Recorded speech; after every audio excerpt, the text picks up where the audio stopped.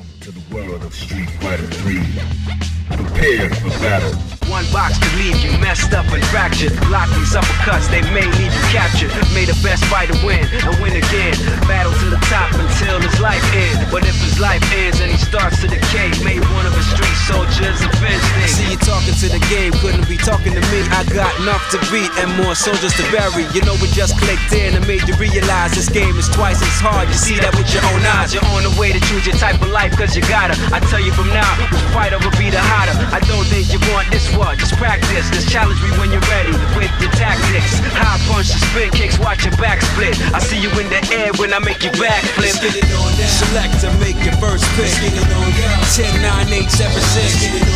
Choose and pick the best one. 5, 4, 3, 2, 1. Select to make your first pick. 10, 9, 8, 7, 6. Choose and pick the best one. 5, 4, 3, 2, 1. Select to make your first pick. 10, 9, 8, 7, 6. Choose and pick the best one. 5, 4, 3, 2, 1. Select to make your first pick. 10, 9, 8, 7, 6. Choose and pick the best one. 5, 4, 3, 2, 1. One box could leave you messed up and fractured. Block these uppercuts, they may leave you captured. May the best fighter win and win again. Battle to the top until his life ends. But if his life ends and he starts to decay, may one of his street soldiers avenge things. See you talking to the game, couldn't be talking to me. I got enough to beat and more soldiers to bury. You know it just clicked in and made you realize this game is twice as hard. You see that with your own eyes. You're on the way to choose your type of life cause you gotta. I tell you from now, which fighter will be the hotter. I don't think you want this one, just practice. Just challenge me when you're ready with your tactics. High punch, spin kicks, watch your back split. I see you in the air when I make you backflip. Select to make your first pick. Yo, what is up, internet? It is your headmaster here at the Gaming Academy, GQAzndood. If you guys are ever wondered what GQ was in the Asian Dude portion, well, I'm wearing it right now. GQ has always stood for Gamer Quotient, right there, and also right here. Don't forget, you guys can get your free, not free, but you guys can get your discounted swag at the GQAzndood /shop-shops.fourthwall.com. Use the code year1 for 10% off, so you guys can get your own Gamer Quotient stuff and gear. So yes, we're finally back after 4 weeks of being away. So welcome back, students. To the doors of the academy are open again. Hope you guys had a good fall break and you guys are ready to rock and roll. It has been a year since we started doing this, and it's been a great year. So hopefully to raise up the level here, like everybody else, on season 2. It is class 51 as of today. And if it's your first time here, I am the headmaster of this crazy place, GQAzndood, the season 2 premiere of the Gaming Academy now live. Now, we got ourselves a new semester here with new challenges, but we have the same mission. What that mission is to learn the craft and master the game. Take that as you want it.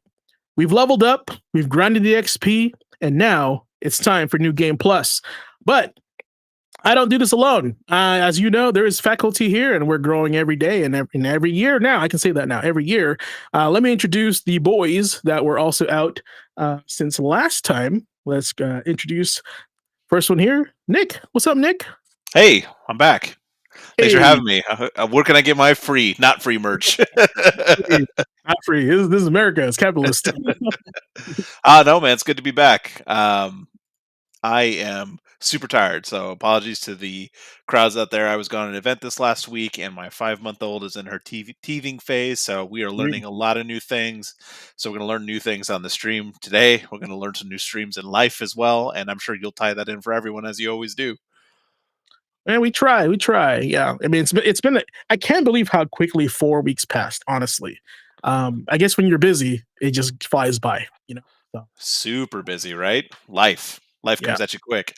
Life. Well, it's good to have you back, and of course, he's our guy when it comes. I think the script calls him the Dean of News, so I like that. Dean of News. Dean of News. I dig it. Yeah. I mean, I'm here for a lot of different things, but I do appreciate the Dean Dawn. of News. Dean of yeah, News. the Dawn. The Don. The news. I'm still like tying into my title here, man. Cabaret Club Manager. I could try to tie that into the news somehow. I'm sure. We'll figure it out. Yeah, as you know, we're all going to be trying new things this season. So if you chat, please feel free to interact, say what's up, and if you are, if you hang it on Discord, check out our Discord. If you need an invite, we'll pop it on the stream there. Yeah, But happy to talk about news and anything else, memes. I mean, you do a pretty good job posting news stuff on there as well. So I think it's a very active, crew that we got. Speaking of a man that needs no introduction, man, the algorithm treats this man like he's hot fire, super hot fire. That's why his name is Blazing Ace Nelson. Yeah. What is Man, I wish the algorithm was nice to me. But anyways, you know what though? To be fair, I did see your clip naturally on my feed. So, which one? The Absolem one of them. Oh, that has been a tie. You might need to start pulling in the NBA Jam. He's on fire every time he hops on here. I'll find that and put it on my soundboard. There you go. Anyways, for everybody in the chat, for everybody in the seats, everybody in class, welcome back. It's been a great break. Just giving us a little bit of time to rest, relax, recharge, and reload. So now we got plenty of new stuff. Plenty of new to fine tune and balance out the old, and we are definitely looking forward to giving you every single stitch of content, every single stitch of knowledge that we have at our disposal, because that's what it's all about. Spreading knowledge. You know what they say. Go forth and spread light to the world. I love it. And we are the light bulbs. For the most part, yeah. Yeah. 2/3. Yeah, some of us are burnt out. All right. So I want to share that, I know we normally just jump right into this week in gaming history, but don't worry, it's still there. But we are experimenting with a little bit of an alteration to that. Shout out to Jagos and Andre Venom 95 in chat. Zero the Majima side quest was so good. Yeah, there you go. I mean, that's one of the reasons I get people to play that game. That's one of my favorite mini games across the entire series. Is that one? I mean, Asmongold has already been talking about Pirate Yakuza in Hawaii, whatever it's called. It's just like I see the screenshots and I'm just like, this is a video game. It's crazy. It's pretty wild. You look at something like that though, when you look at those kind of clips from that game, and Jagos will back me up here as well as Andre, you'd think that was the wildest things you can do in that series. No, that's just that one character and the wilding in one title. Normally it's spread out across the other games and it's in every game. There's always that. They just took that knob and turned it to 10 and then taped it there. I like it. They know what they were doing. Let's just go in. That's kind of there's still when you play the game, to be fair, there is still the melodrama, there is still the serious notes. It's just you don't get that when you read the title. Oh, I'm sure. But also the footage that they've been using to market the game is I see pirate ships with lasers on it, and I'm like, wow, this is insane. Yeah. I mean, if there's one thing that the RGG Studios knows with their marketing, especially, at least to what we get here in the West, is a lot of the humor side of it for sure. There's not a lot of the in-depth melodrama, the Yakuza drama bits. They're kind of sprinkled in, but when you look at Infinite Wealth when it came out, when they were streaming, it was the mini games, it was the humor, and just a little bit of this deep story. Once you get into them, and that's why I appreciate the game so much. Kind of like how we're doing with our podcast here, and we're just it looks like we're just going to be having fun, but there is some big deep notes in there that it's just we're pulling from our lives, and that'll come out. Oh yeah. Yep. Yeah. Hey, speaking of pulling from our lives, it actually segues to our first segment of the season, Memory Card Chronicles. So let me load this. Let me tell you what this is all about.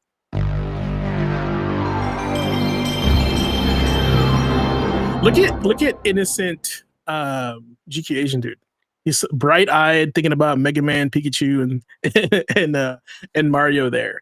But yes, first up, we are diving headfirst into our new segment called Memory Card Chronicles.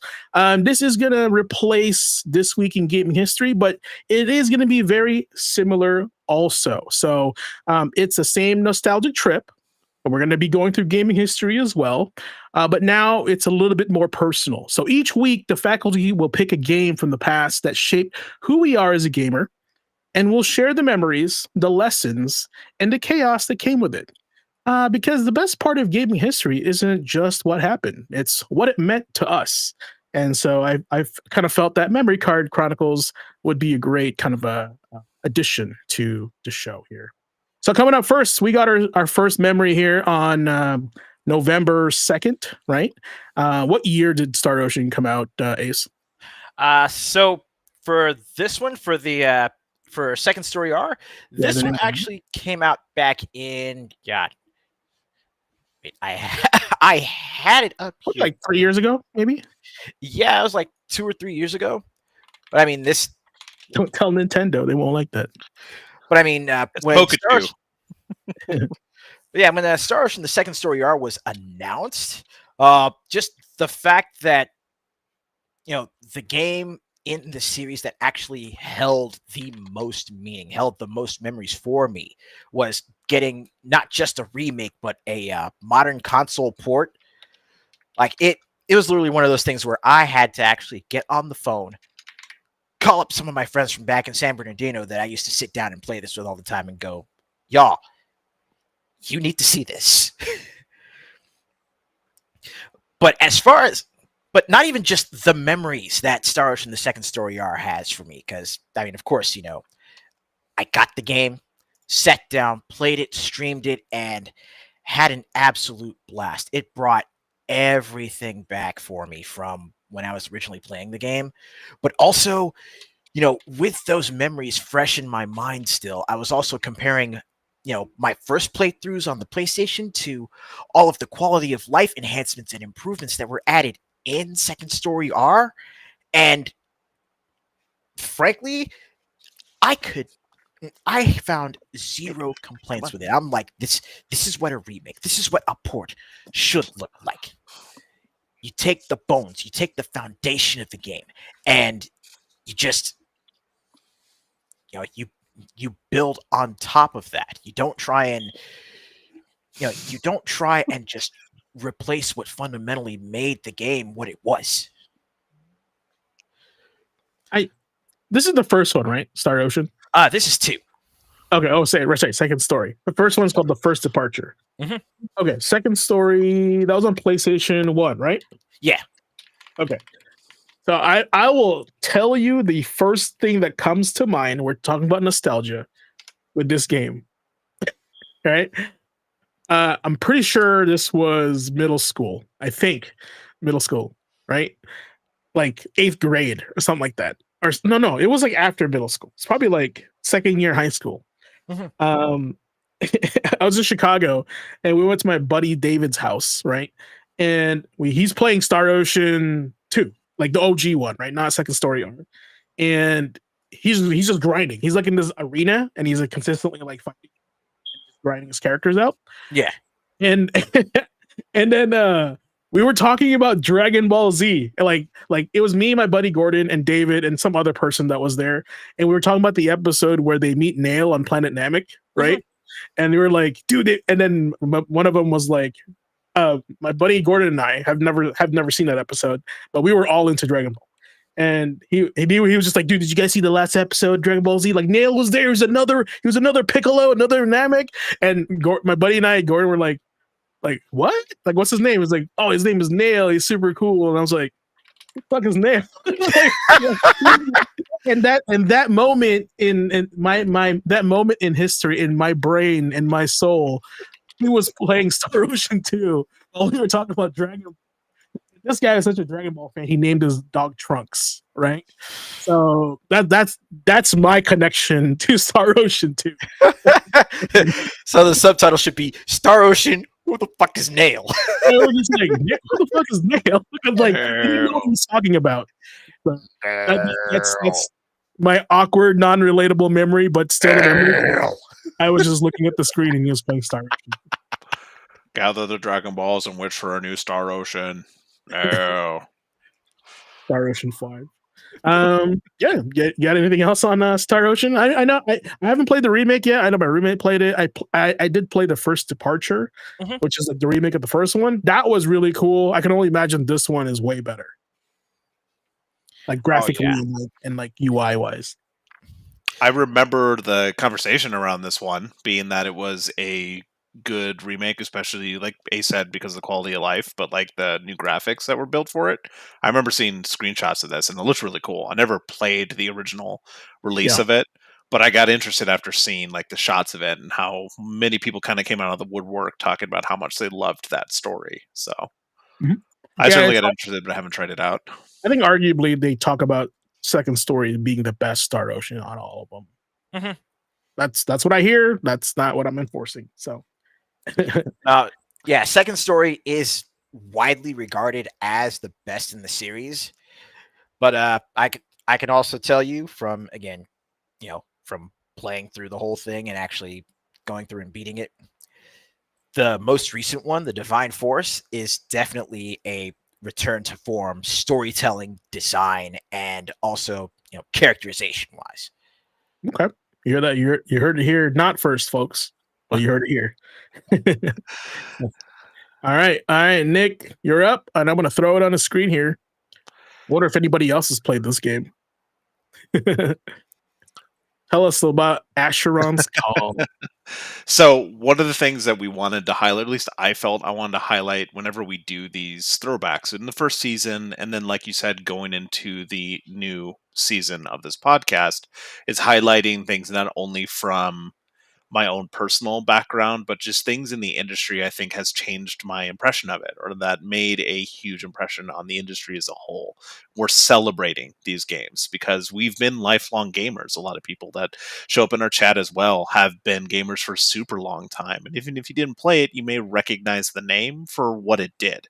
And that's what I wanted to highlight with Ashford's Call, because I didn't play this back in the day when it came out. In my life, though, I found out my wife right now, she has confided in me when we first started dating, that she wasn't much of a gamer. But then I found out over time, early on in her life, she played Diablo and Asheron's Call. I found a picture of her on her old like Oh, CRT monitor playing Asheron's Call, and she still like gets giddy when she hears the noise of the portal in this game. Like so much that's so that I ended up sailing the high seas and finding servers that were still active for this game, and started playing it with her just to kind of like see what it was all about. Like I had known of it and had known its impact, but I didn't really play the game until then.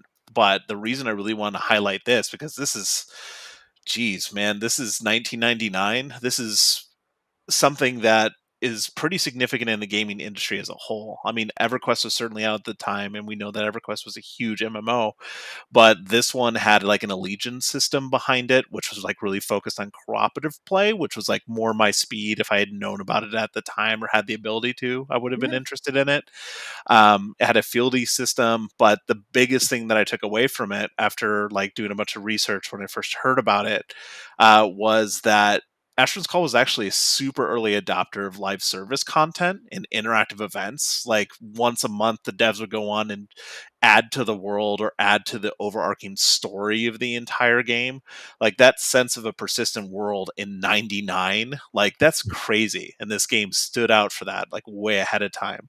It wasn't just, typical fantasy tropes. It had its own unique world, its own original world with its own history, and that persistent world design was really kind of that like breathing world we heard so much about. That was like a hallmark of those early MMO games. So Yeah. it was a huge shift away from like, you know, um, those single player experiences we'd had when you were younger on PC. This was going into these MMO worlds, and it did a lot of things that still have echoes that kind of still reverberate to this day, especially when you think about like live service.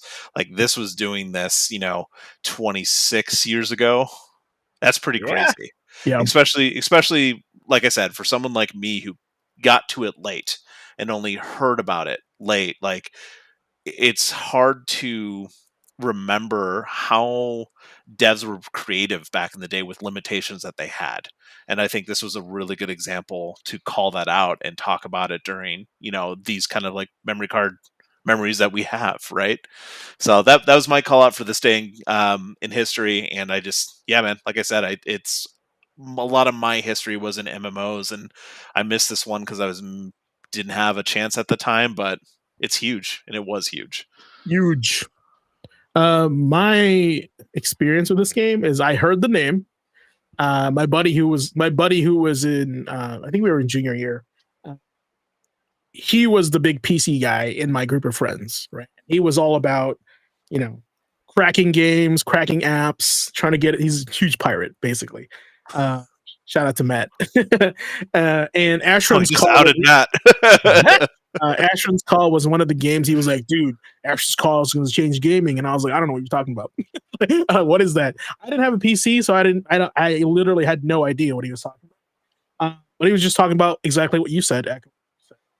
And I thought, all right, that's pretty cool. Like, it's kind of unheard of because online gaming, in 1996 was barely, starting, right? So that's kind of cool. Like you have this like MMO with like live service stuff. To my understanding, isn't this like a precursor or some sort of Oblivion or like Elder Scrolls, right? Like ancient version of Elder Scrolls? Not quite, no. Since the original Elder Scrolls were more of like single player ones and kind of predate this, especially like Daggerfall, the original Elder Scrolls, and Arena. Like this was around the same time as EverQuest going into these online, like sharing with the world kind of feel. Like the biggest thing that I felt like this added to the industry on and had caused those echoes was that persistent change, like the devs adding quests that would change the story over time. This was before, we kept worrying about DLCs being added to MMOs, anything like that, like way before World of Warcraft did that. And as a huge fan of World of Warcraft, I will freely admit a lot of times when you go through on your characters, especially if subsequent playthroughs and after going back and playing Classic, your character is basically on rails. You don't have a lot of choice. Your story beats are figured out ahead of time. You're just kind of going through the prompts, you're doing the quests. Maybe you have a little bit of tweaks here and there. This was one where this was a very skill-based game. You didn't just have like level-based or like a class-based. You could just put points in skills would just keep building the more you use it. So halfway through, like Skyrim, one of the things we loved about it was halfway through, you're like, I want to do magic now. You could do that. Start doing magic. Start training those up. But I was doing, again, research on this the first year because of the ads that they did. There was a major bad guy in the universe that by the end of the year, because of the stuff they added to it, they ended up releasing him. Anyone who could defeat him, like they released the bad guy in the game. That's fun. Yeah, I mean, anytime where I hear devs like joining in the game, participating in some way or form while other people are playing, that's always like fun for me to hear. Like kind of like when Helldivers, they say there's a GM that manages like the war layout, right? And I'm like, that's cool. They're paying attention, So I think that's fun. So hey, right on, Ashton's Call. Yeah, my only thing with Ashton's Call is I heard it from a guy that said this is going to be the next thing in gaming, and I was like, I don't believe you. That's all. And that's the thing, man. It may have not been, but certainly there's things that it started to kick off, right? And that's why I wanted to highlight it. Yeah. No, it's great because like it brought back something that I remember because he like if I was gonna Matt was really good at like finding the next big thing in gaming or hardware, right? And so I believed him. I just never got a chance to see it, so all good. All right, my memory card chronicle, I should say, a little bit more streamlined. This came out in 2004 on the PlayStation 2, and it was marketed to me as, oh, you don't have an Xbox? Well, you don't need that. Just play Killzone. This is our version of Halo. Yeah, it's a Halo killer. Halo killer. And they really cemented that when Killzone 2, but not Killzone 1. But they really wanted to introduce it. Like, you don't have to, no fear about, do not fret about not having a Halo on your PlayStation. We have Killzone. I can say that Halo is a better performing game than Killzone. Killzone is very ambitious. The thing that really kind of like drove the final nail in the coffin for this game for me was that the gunplay felt little bit laggy. There was like an input delay on aiming down, and that really bothered me a lot. Like, and so in contrast to me playing Halo with my friends at their house, right? And I was like, oh, I get to have my own Halo on my PlayStation. But no, it's not the same. It's not even arguably close to the same. Now, the aesthetic of the game, I like, and my memory of this game, there's really not much memory to it because I didn't play this game online. I just like the world. I like the design. It gave me this like World War II vibe, like, but in the future. Which I kind of miss, to be honest with you. And I hope they bring it back in some way or form. The last one I played was Shadow Rogue or whatever on Shadow Ops or something like that on the PlayStation 4. And I do like the universe of Killzone, and I'm not sure if it's ever going to be coming back, but that to me, this was the closest thing I had as far as Halo, and because I know at the time, Halo on a Xbox was a much more user-friendly experience because you had 4 controllers, like local co-op, stuff like that. Killzone was trying, and it just wasn't doing it. So that's it. But basically for Killzone, not a lot there. Have you guys have an experience with Killzone at all? Played it. I remember playing it and thinking like, this is pretty decent for PlayStation. I had the Xbox at the time, and I was huge into Halo. So the whole Halo killer thing was the reason I checked it out. And I do think the world building was really cool. I remember playing the other ones after it. But beyond that, I know that some people are still calling and asking for this to be remade, especially with what we've been hearing about, Halo Campaign Evolved coming out. Like maybe Killzone needs a revival. Yeah. I mean, I agree with you. I think it's a good thing to bring up as far as like if I was in a boardroom and they're like, which game do we need to remake next? Killzone 1 updated would be nice because the first thing that comes to mind is the fake Killzone 3 trailer they made on like one of those like E3s, and it was like, yeah, that wasn't real gameplay, right? So but now they can make that. they can kind of like own up to it. Yeah, we kind of oversold it, but now we can actually do that for you, and that would be fun to kind of just go back to that. And then there's also just the simple fact that back when Killzone first dropped, take a look right down there in the middle of the box, talking about the online and talking about the online and the broadband play. It's like, internet, like the internet as far as connectivity and bandwidth, online infrastructure has evolved by leaps and bounds. So a remake or a remaster of Killzone with today's internet architecture, maps, matches, and campaigns would run so much smoother between players. Yeah, and an added value to that would be, because I do remember in the game you'd play your main character, right? But you would always have at least one companion with you. So if you can co-op online, Killzone 1, that would be an added value to the game. Replaying it with a friend, and then maybe choosing a character. I think we're 4 characters at the time, so I know there's just stuff they could do with it. But I know right now it's not on Sony's radar to bring this franchise back. So all good. Now, speaking of franchises that probably should die, but a lot of people won't agree with me on this, Call of Duty Advanced Warfare is my November 3rd pick for Memory Card Chronicle. Now, the reason why I think this one had Kevin Spacey in it, and this was really bridging the whole Hollywood and video games into like one place. And I chose this one because specifically Kevin Spacey just had a really good villain vibe about him. He's a villain anyway. But he did a good job in this game. And the thing I really like about Call of Duty, to be honest with you, and hot take from anybody in chat, is that it's not the multiplayer I like. It's actually the scripted single player that's expensive to make.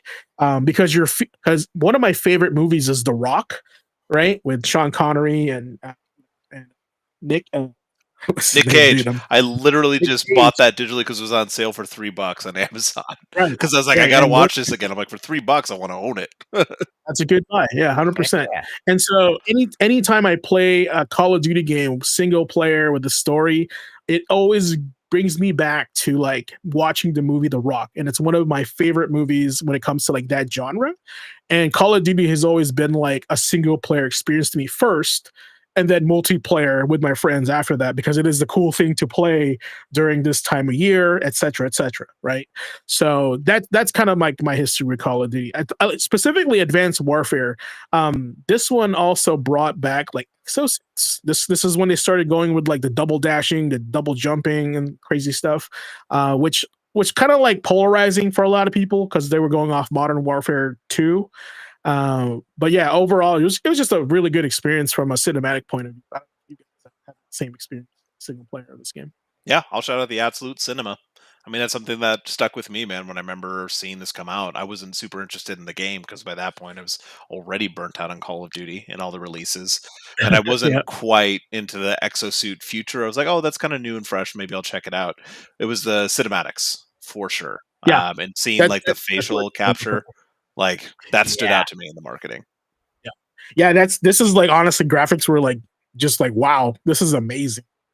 Like I know we just take graphics for granted this day and age, but like this was becoming the time where like wow, this just graphics keeps getting better and better. It was a jump from PS3 to like PS4 that really kind of like took that right.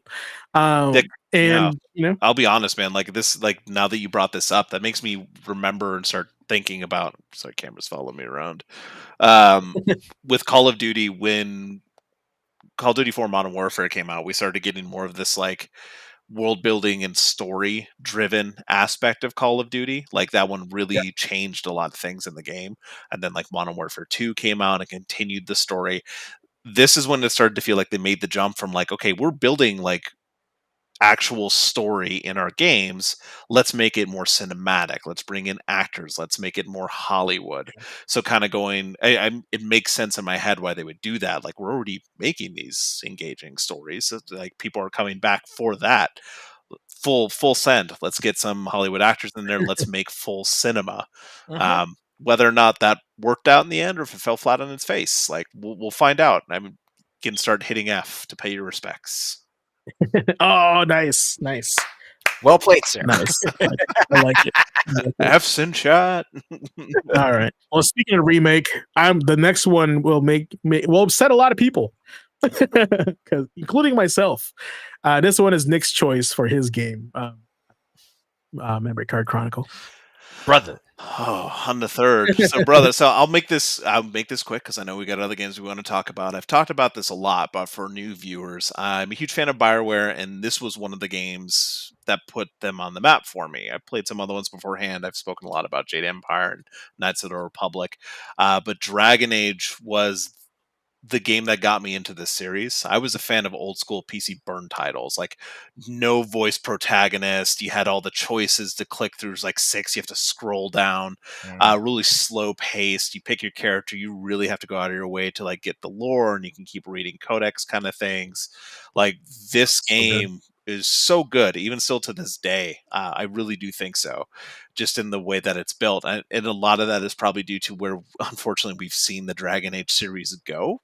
I'm a huge fan of the series, but I regularly find myself just really looking back to Origins as like something I just really want to replay for the first time. That's a question we ask our friends all the time. If there's a game you can play again for the first time, a lot of times I'd pick Mass Effect, like, gun to my head, but Origins is probably one of those I would love to play again.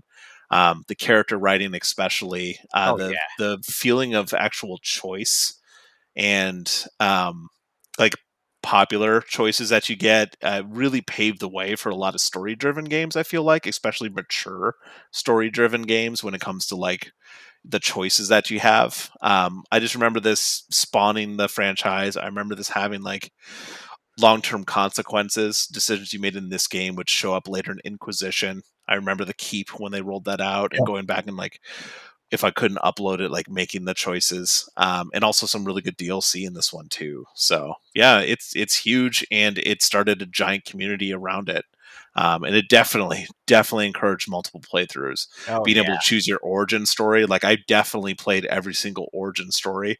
I didn't play the game through for all those characters, but I definitely wanted to check out the origin stories, which is really cool, and something I think that was lost later on. I've been on record before saying I'm not a huge fan of Dragon Age 2 for a lot of reasons. One of them being just like losing the uniqueness of that story of those characters you created. Yeah, I can honestly say, yeah, like with Dragon Age Origins, it was actually Thomas Duder that got me into it. And again, just the first thing that got me about it was the world building and how it just like how it really threaded the needle. Just it threaded the needle so what's the word? So extensively as far as pulling you into the world, really making you feel a part of it by playing through the origins, playing through your character's prologue. It was like, it was really like, coming into a D&D campaign, creating your character, and then playing the events that brought them to the point where the main story actually, drops everyone. But there was one comparison that literally sprung to mind a couple moments ago that I think kind of really encapsulates it for me. It gave me the same feeling that I had when I first started when I first started playing Daggerfall. Nice. It was like it felt like the natural progression of the kind of game that Daggerfall was, and I was thoroughly invested. Yeah, there wasn't a ton of those kind of games at the time, I feel like, that were making like that kind of wider market push as much as Origins did, and I think there was definitely, a gap for it. We didn't realize it till afterwards. One thing that still sticks out to me to this day, again, just to say it super quick, was how huge the world felt. And there wasn't a lot of games that really push that on you when you first get into it, where you realize how small you are in the grand scheme of everything, not just the geopolitics, but when you look and see that, oh, this game takes place here on the map, but here's the world of Dragon Age, which is one of the reasons Dragon Age 2 was not my favorite, is because you took like this giant thing and you were like, Kirkwall, you're in Kirkwall, only Kirkwall, and the one dungeon in Kirkwall, that's where you are. So like yeah, man, the scale was huge, not just the story but the map and the world. Yeah, this game wasn't my first choice to play. I think somebody had to like convince me to play this game, and because it just wasn't my thing. One, it was EA. It was cool to hate EA at the time, and I was like, I'm not playing an EA game, right? But somebody in my group of friends asked me this question if I played Dragon Age. I said no. And then they asked me if I played Mass Effect, and I said no. And then I was just like no to every BioWare game. It sounds like you were talking to me. Probably. I don't remember. Don't surprise me. Oh, you know what? It probably was you or our other coworkers at the time, because I remember. I think it's called Coming Back Now. I had rented it out just to see what the big deal was, so I didn't have to like invest money into it. And man, it was pretty good. I would say like the first couple hours, you feel like you're playing the intro to a Lord of the Rings movie. Right, it was just like set up really well. The world was very like interesting. Being a Grey Warden and doing the trial was like okay. Yeah. It was that's crazy. It was dark. It was dark, and like Jago said in chat, like dark fantasy. Like that's something that I remember hadn't been done much at the time, at least in like a video game of that scale. Certainly dark elements, but then it really just goes to show like where I feel and a fair amount of fans feel the series has lost its way, is when you see this origin. It's like it wasn't written as dark and mature as it was in this game. I agree with that. I agree with everything you're saying, but this is one of those things also, like I feel it echoes today. If you don't get a chance to play it without putting money down on it, because I wouldn't have bought this game, right? But I had the luxury of renting it, trying it out, and going, I actually like this game, and then I bought it, right? So this is why I say demos are important, because like I would have never picked this game or bought this game or given it a shot at the $50-$60 mark, right? And I had to try it for free, and I'd be like, okay, now I'm sold, because a lot of the screenshots and the gameplay does not look exciting, right? But it's the bond that you make and decisions that you make also that kind of like, this is my world, this is my story, right? And that's what really, you can't really share that on an article or a video. And I think this is the part where everybody falls in love with this game, is the story and like the, you participating in the world building as you make your decisions. So And like need more of that major in my life. too. Oh Like yeah. some stuff at the end of the game, deciding who gets to be king and the ramifications of pairings, that kind of thing. So, not to Yeah. spoil it. Spoiler Let's alert. say also the idea of like you being able to write the story to the sequel by your decisions, that man, that ensures future Hey sales, man, that's right? what put Bioware on the map for me. That's what I'm saying, and it's like what? But I just Which have we this will feeling. talk about here very Yeah, shortly, I'm sure. Not the retread. yeah. I'm just saying, like, I think that idea in itself has been kind of whittled down to like a season pass, right? You know what I'm saying? So unfortunate. All right, going over to the next one here. I'll let you continue your rampage with a little bit of Ratchet and Clank. Ratchet and Clank. Um, I think this is another one that's super significant to the industry. That's why I wanted to highlight it for the fourth. I did not play this first and foremost. I'm getting that out of the way when it first came out, but I did play it after the fact, especially um, after I went and got ripped apart for my PS5 and started to go Nice. back and revisit the older ones. I know this was, yep, Andre there in chat. I know this is childhood for a lot of people, but even back in the day, I recognized this game as being unique, just really blending platforming with like that unique, like third party, or not third party, but third person combat with like quirky weapons and gadgets and humor. There was some exploration to it, but it felt like, a really fun cartoon to watch the way it was written. There's a lot of like narrative and humor beats that are like I really feel like was good for its success, like the kind of that buddy cop kind of thing between Ratchet and Clank. They really fed off each other. It was good chemistry there between them, so it was just fun to play. And then this like new age of platforming done well when this game came out. So I just wanted to highlight that. I don't know if you two have experience with it, but I know that some people in chat are saying so. So what do you two got? You play Yeah. Ratchet and Clank? Not much experience on my end, largely because around the time that Ratchet and Clank came out, I was pretty much square on the other side of the fence with Jack and Daxter. But I did recognize Ratchet and Clank as like a part of the incredibly robust stable of mascot games and mascot characters that Sony had been bringing to the forefront at that time. I kind of agree with Ace on this one. Like, I did not go out of my way to play Ratchet and Clank. Matter of fact, this game during this time, I think I was, this is gonna sound really stupid, but as I was actively trying to avoid kiddie games, right? And this is not a kiddie game by any means. It's teen, first of all. But anything that where there's like a furry creature, right, or anything like that, like Conkers, does not interest me during this time in the PS2 era. My buddy Gordon, that I spoke about during Star Ocean, this was his like poison. He loved platforming. Aha. He loves Spyro. He loved Crash. He loved Ratchet and Clank. He loves Mario. Right? He was that guy, and I played those games when he played those games. Right. And I was the flip side. I was like, I want like the edgy. I want like games like Darksiders. Like that was man. That was during this time. Those are the games I wanted to play. Chaos Legion was my game at the time. So that's kind of why. I would have to give its flowers that like Ratchet and Clank, Jack and Daxter, like the PlayStation 2 definitely created these characters that people can recognize with associated to their system, right?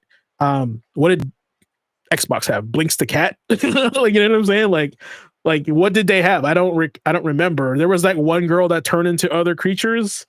I can't even remember the Cameo? name. Cameo, there you go. There was that one, right? Like, and I think that was the difference between Sony for me and an Xbox, was that there were some games on the Xbox I wanted to play, like Otogi, I wanted to play Halo, Gears of War, whatever. But like aside from those like flagship games, I was not interested in anything else Microsoft had, because a lot of the times when I play these games, they're just solo, right? I'm not playing with a friend. I'm Right. not playing. So. I would say that's a good example of stuff we've talked about in the past of just like who it feels it's marketed to. Halo felt like it was marketed to late teen mature titles. PlayStation didn't feel that way. It had a broader appeal, certainly. But when I looked at like teen games like Ratchet and Clank, I'm more so, just like James said, I'm looking at Halo, I'm looking at Gears of War, I'm looking at stuff like that. Obviously, Gears of War 360 era, but if I'm talking about OG Xbox, we had games like Halo first and foremost for me. Well, we don't have a number. Why? I'm not going to say his name, Yeah. but so yeah, we can't really call him. But you can type it in, and we can talk about it. You know. Well, I am going to move on to the next game here, which is I think had multiplayer, but I don't remember. But this bad boy was on my radar after seeing the movie, because I was a huge fan of the 007 reboot with Daniel Craig. You know. What do you think of Quantum of Solace as a movie in the Craig series? Probably the weakest one out of that of the Okay. five. Okay, Right. so not a hot take. It's all good. To me, it was like the whole point of the movie in this one, because the first one was cool. It was like high stakes, like poker match, right? This one was my girlfriend lied to me. Now I gotta go find out why she lied. That's all it was. Put into the plot. So Right. I wasn't a huge fan of it. I didn't like the villain. I didn't like the villain. I didn't like the story arc. But as far as the game goes, if you guys have played, have you guys ever played the Bourne Identity on the 360 or PS3? Yeah. Okay, so that game had like third-person shooting. It had fighting in it. It had car racing. This was the same thing. If you're not driving the car, you're like it has you're ducking behind corners and ledges for a cover shooter. Okay. Of course, there's some spy segments as well, stealth segments. But to my memory, not a pretty solid game from Activision for a 007 game. The ones before that, like GoldenEye was a solid first-person shooter game. This was third person, to be exact. But I didn't play like the Pierce Brosnan ones. I know some of them are good. But me coming back, and I only strictly played this because of the movie. It was pretty decent to my opinion. Yeah, unfortunately, we didn't get like a Skyfall or anything like that. Their movies. But First Light is looking pretty good, and I'm definitely thinking about playing that because it is made by the Hitman creators, and I like Hitman, so I think this is I'm eating with this one. So yeah, I feel like IO Interactive. I feel like they were basically training for developing a 007 game with Hitman. Yeah, no, honestly, when they announced it, I was like, yeah, that makes sense. Where's my button? I was gonna say you have a button for that. Yeah, that makes sense. Literally, that's what I thought of when they announced they were making the 007 game. That sounds about right. So they got the right people to do that. What about you, Nick? Did you play it? No, I didn't play this one. Multiple reasons. I didn't enjoy the movie as much. I'm a huge fan of the Bond movies. Grew up watching them with my dad. I remember not enjoying this movie as well. So when the game came out, it didn't move the needle for me at all. And I grew up playing, like GoldenEye and World's Not Enough on the 64, and not really sticking with it after that. There's kind of a reason a lot of the Bond games didn't do well, is they kept feeling like rushed, or they kept feeling like they were trying to ride some kind of new like trend at the time. It just never felt grounded in the world to me. It was just a movie license game, right? Notorious in that era, just kind of just pushed out to be with the movie like a marketing vehicle more than a game experience. So I agree with you, because during this time they were also releasing the Marvel games like Iron Man, Thor, Captain America, which was a pretty decent game, by the way. Captain America, the Thor and the Iron Man one were not great. So I guess, but they were made by Sega, so that's a whole different topic. Yeah, let's add a topic for a future podcast if people are interested to do like a episode talking about movie license games. That'd be fun. Speaking of Activision, the next game that I'm going to be pulling up here is the next day on the 5th. Look at that, another Call of Duty game. This one specifically was huge. These are Call of Duty 1, 2, and 3 were probably the first person games. They were all set in World War II, but the massive scale of the amount of soldiers on the screen, and like the feel of like, wow, we're like in a war. This was the transition from World War II to modern warfare, hence Modern Warfare. And I believe this is one of the most marketed games of all time. Like, this was everywhere. This was the green thing. Everything was green. Everything was night vision, from what I remember. But yeah, like the big thing for me in this game, love the storyline. I know that's crazy for me to say, but Captain Price and his crew, the writing was so good, they remade it into the Modern Warfare series, in the one that's out recently, right? It's like, it's weird because it's like it's kind of like a remake, but not a remake. It's like an alternate timeline. It's kind of strange. But this game's story stretches to 3, and they also kind of like dabble into the other series as well. Like, they're happening in another, time or whatever, universe, whatever. Now, I know that sounds insane for a Call of Duty game. But I tell you what, this is all I got to say about this. Multiplayer was great. It was the first time I was endless hours on this game. But when you're playing as Soap McTavish, I think, in the first one, I think you were playing as Price in the first game. By the time you got to the end, you felt like you were bros with the other people in your squad. Yeah. You didn't want anything bad to happen to them. When you were like, spoilers, it's been years, but on that Jeep escape at the end, I honestly was like, no, we're they're gonna die. Like, I was like, no, that's not cool. Like it's a first person shooter, a military shooter, and I was getting feelings. Hey. You know what I'm saying? And that's insane for me if you think about it. Yeah. No, wow. Hey, it's I mean, it's a solid title if it's actually,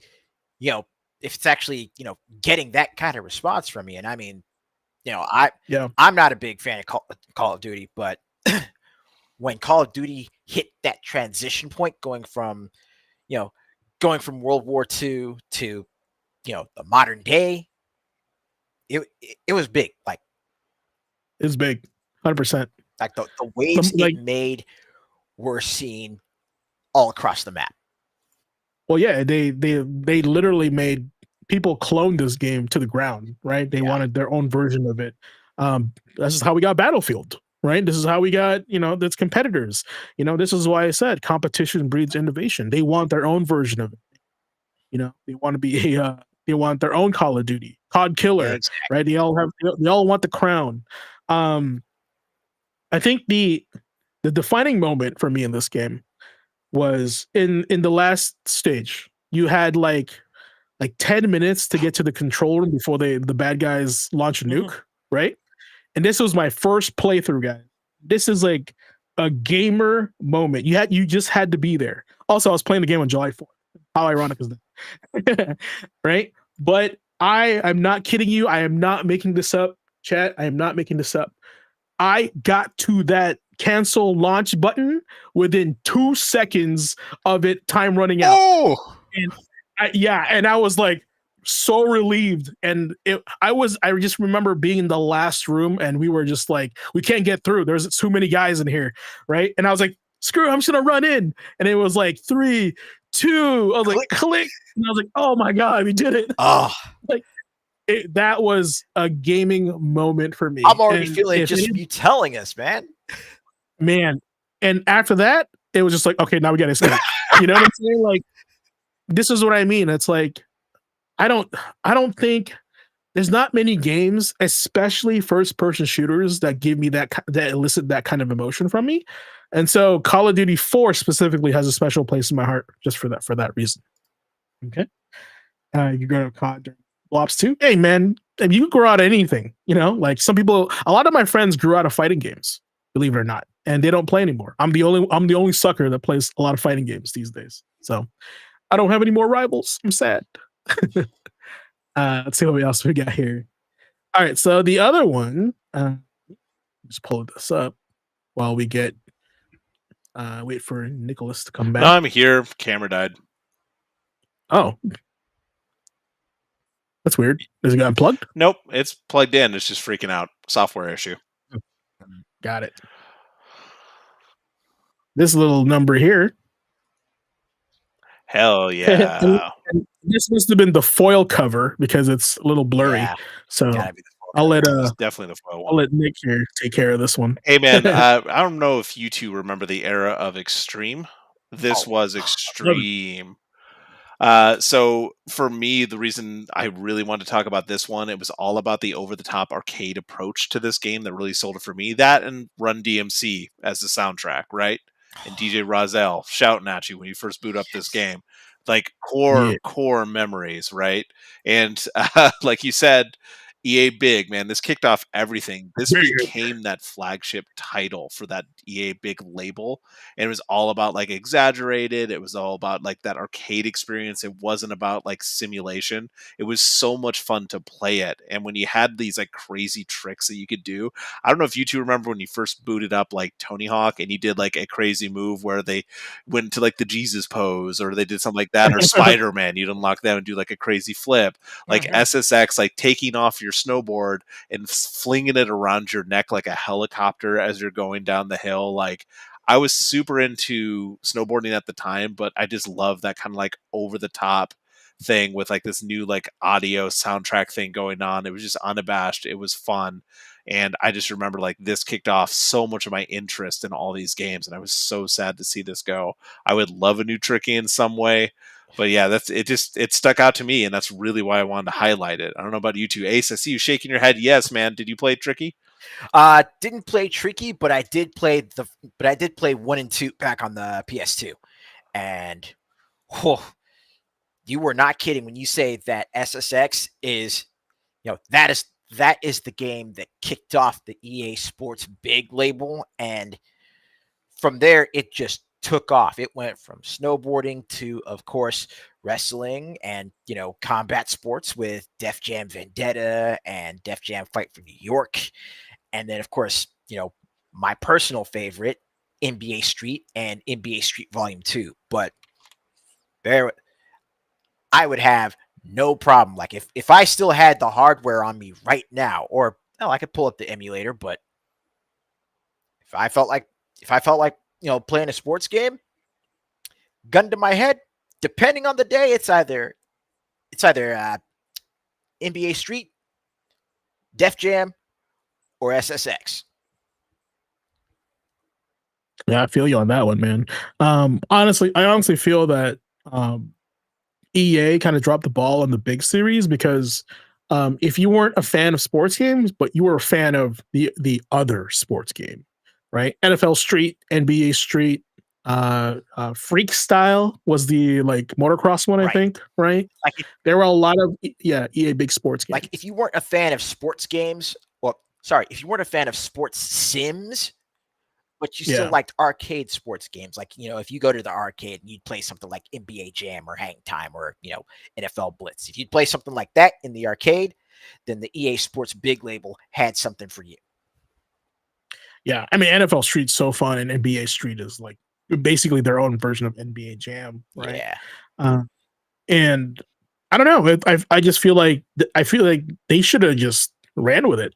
I know they kind of tried. I know somebody else copied the NBA Street game, right? And it's like for free on PlayStation. But it's not made by EA. I But think it's I know there's a NBA like Playgrounds or something. something like that. It might be from EA, but it's a free to play game now. It's kind of been like limited to that kind of style. But EA Big was huge. Like it got people that didn't play their sports games to buy their games and play the sports game. Right? I've not owned a copy of Madden since the Super Nintendo. Right? I haven't owned a copy of Madden since '96. That's what I'm saying. And then the last football game I bought was NFL Street 2. Right? And if you're gonna be like, I want this market audience that we're not capturing with Madden, this is what you do, right? You create the other sports game, right? more comical one, the more like cartoony one, people will get it. Well, people will jump in. So that as far as SSX Tricky, this was the more flavorful version of the SSX games, and you notice they did reboot SSX right on modern consoles, and it wasn't the same. Yeah, I feel like 'Cause it's been a constant like trying to recapture lightning in a bottle from this series, from this game. Yeah, It was the I perfect little think bit of everything you need. And I understand that the push to go back to a little more realism or something like SSX 3, yeah. which was kind of like a balance between the two, like a little bit of absurd but still like grounded. Mhm. But I just don't feel there's anything else kind of like this. I just remember Here's this coming out. I remember like that feeling of like playing arcade games at home that we got with like the Dreamcast released right around that same time too. It's just it was a very particular vibe at a very particular part of history, and I felt like highlighting that. Yeah, I mean, the only game that just recently came out that kind of has this energy is Arena, the soccer game, Mhm. right? Made by the guys that made Yeah. Sifu, and then Rocket League. Honestly, that's about it. Like mainstream ones. I'm sure there's some fun indie ones that I haven't discovered yet, but that's what I'm saying. There's not a market for this, but I'm not saying there's not a market, but people still play these games, and a lot of them people play it. It's just kind of a loss, like you said, lightning in the bottle. Here's something that's not lightning in a bottle, but more like a nuclear bomb in pop culture. I'll let Nick handle this one. Oh man. Again, gonna be quick because I don't want to burn too much of our time. But a huge fan of Halo. Halo 4. I really want to highlight its release in gaming history because it seems to be pretty polarizing for a lot of people when it came out. This is the first real game where 343 was in charge of this series moving forward, and I really remember the thing that really stuck out with me was like more narrative depth that they tried to bring into it. I did like the story of 4 and liked what they were trying to do. I did really enjoy them humanizing Master Chief a little bit more and giving him more depth. But there was a lot of people who really hated the enemies in this, hated the shiny structures of everything you win against. There's a lot of reasons to like or dislike this title. And I think a lot of people tend to malign it just because of they've seen where Halo has gone, like Halo 5, what it did, the negatives of Infinite, what we've seen happen with 343, now Halo Studios, since then. But yeah, man, I don't know about you two. Again, I just wanted to toss this out there. It's just like a pinpoint in gaming history, something to remember. I was really wanting to love this, especially the high notes that Halo 3 really ended on. And like I said, there's things I do like in this title. Going back and replaying it after 5 came out, my friends and I went back to like revisit this title and like play through the original games again before 5 came out. And it was better than I remember. Like it aged pretty well at the time, but just where it fits in the series for you two, if you've played it. Yeah, ha- haven't played it, but I mean, it's one of those things where I saw that I saw that Halo 4 was coming out, and I'm like, okay, so they're actually keeping up with it after 3 and ODST. So hopefully it turns out well for the folks that play it. I'm kind of in the same boat. I played it, but I didn't like sit down and play through the story or anything like that. Just a little bits and pieces here. But the feedback that I got from a lot of people, they were kind of disappointed in it, and it's not what they wanted, but it's what they got, right? And I know how that feels when your expectation on like one of the most beloved series that you love, you kind of get disappointed with that. And so I just hope that they bring Master Chief back in some good form for the Hey fans. man, this would be a good chance for chat. Hop in anytime, talk about some of this stuff. Like I really want to know from the people that are here and the people seeing this after the fact. Um, the move to grittier, the move to more depth, is it always needed? I felt like Halo 4 did need or did do, and there needed to be a little bit more depth to those characters. I felt like it was lacking those areas, especially where we've seen where stories have gone in games, like since then. But there was emotional impact, and I did appreciate that as someone who prefers the single player aspects of it, because I didn't really enjoy Halo multiplayer since 2. I liked it in 3, but like 1 and 2 is where I cut my teeth, right? Yeah. Andre says he liked the grittier nature of 4. Neat. Honestly, I just don't have a lot of input in it because I never played No, it. perfectly fine. That's why we highlight these things and talk about different games. Neat. Here's a game that I can have some input now. Ace, I'll let you talk to him about it because I talk about this too much. I'm gonna run to the bathroom really quick while you pick his brain on. Isn't it ironic that BioWare games and Call of Duty games come out this time of year, and apparently also Halo games. Well, I mean, it's again, it's still like the end of that. It's still like the end of that back to school rush. It's like in between back to school and like the start of the Christmas shopping season. So it's the perfect time for BioWare and Activision, all the big money makers to release those games because people are going to have disposable income.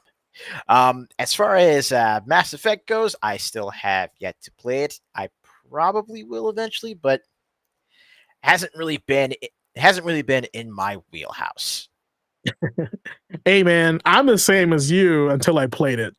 And then remember in my video game challenge, I said I will only play the first one because I feel like playing 2 and 3 would just take up too much time. That went out the window when I started playing the game. Hey, I'm not saying I will never play Mass Effect, especially the first 3. I'm not saying I will never play them. It's just I'm not going out of my way. But when I get around to it, I'm pretty sure I will have a banging time, especially with how much I like Dragon Age. Well, did I just go back in time and hear myself talk? That's exactly what I said. Now, literally, like everyone's been pressuring me to play this game. As you know, chat, you've been following my this channel venture through the A-Z gaming challenge. It's like how I haven't gotten around to playing Chained Echoes until just recently, even though that came out back in like 22. But brother. Oh yeah, you're talking to the master of old new games. I just played Spider-Man this year. Late. Yeah, and I'm like, wow, how come nobody told me about this game? Like, it's been for years. Yeah, exactly. But yeah, I think we've kind of beaten a dead horse in how amazing this game is. People love it, and we are looking forward to that new one.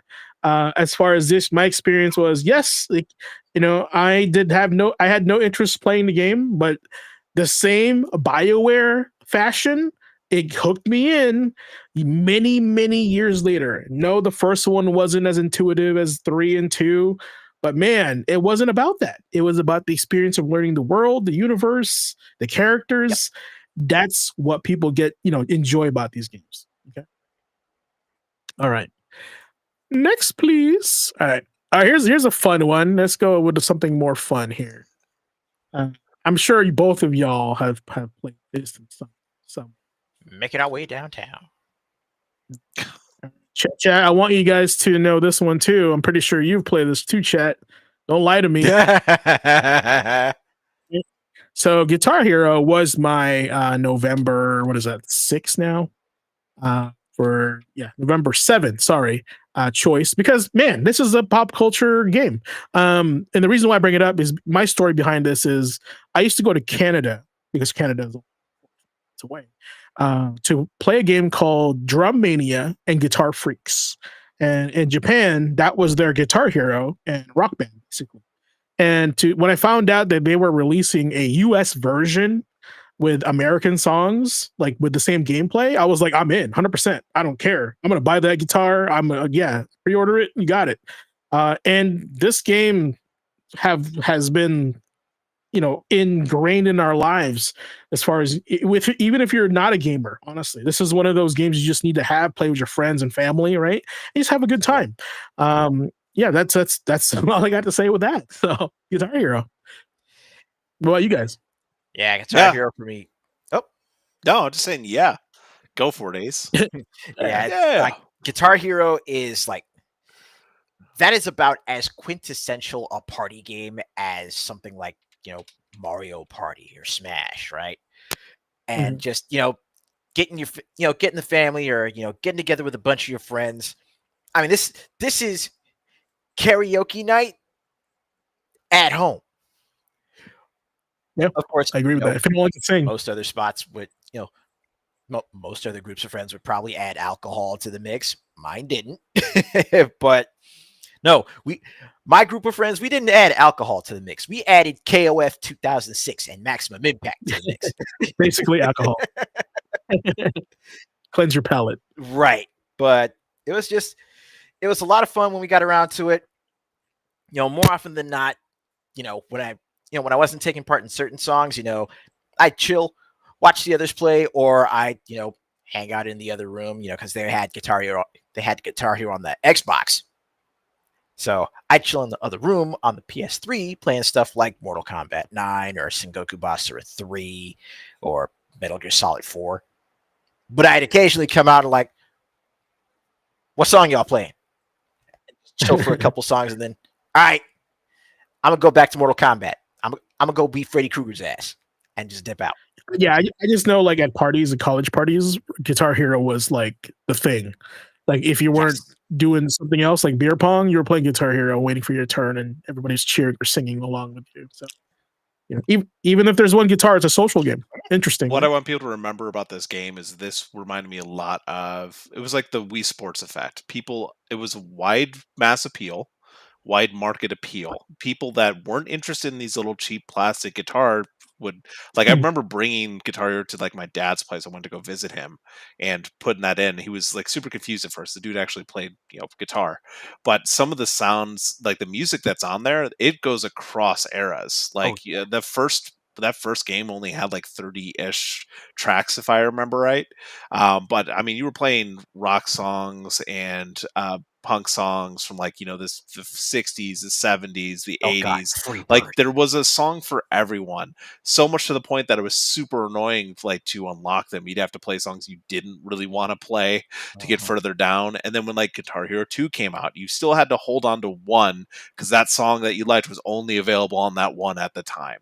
But this is the one, like Jago's calling out Drum Mania and Beat Mania in chat. Like this was that mass market appeal. It got more and more people interested in these little like toys, and then look what happened. Like it had a broad appeal to people who weren't gamers. You bring this by, like you said, at college parties, people would pick it up. It's a little infectious. Facts. I mean, that should be the marketing approach to this game. Not a gamer, you're still gonna play it because it's cool. Yeah, again, Wii Sports, man. Grandparents picking up that game, playing Wii Bowling.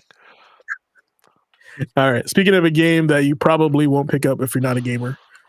Here we go. Recently released on the PlayStation 5. Who would have thought? Who would have thought? Yeah, that's crazy, right? Yeah, Nick, tell me what's your history on this. I'm not going to say too much. Again, going to burn through it quick, but it's hard not to talk about the 360 era or tentpole Xbox, or from what we're lamenting now is like the death knell of like what's happening to Xbox and what's going to happen to these series. Gears of War, when this came out in 2006, I don't know about YouTube, but anytime I hear Mad World now, I think of this game. Yeah. Like that associated with this. That trailer and the world and everything that it built once you played this game, like just dark, mature storyline, great world building.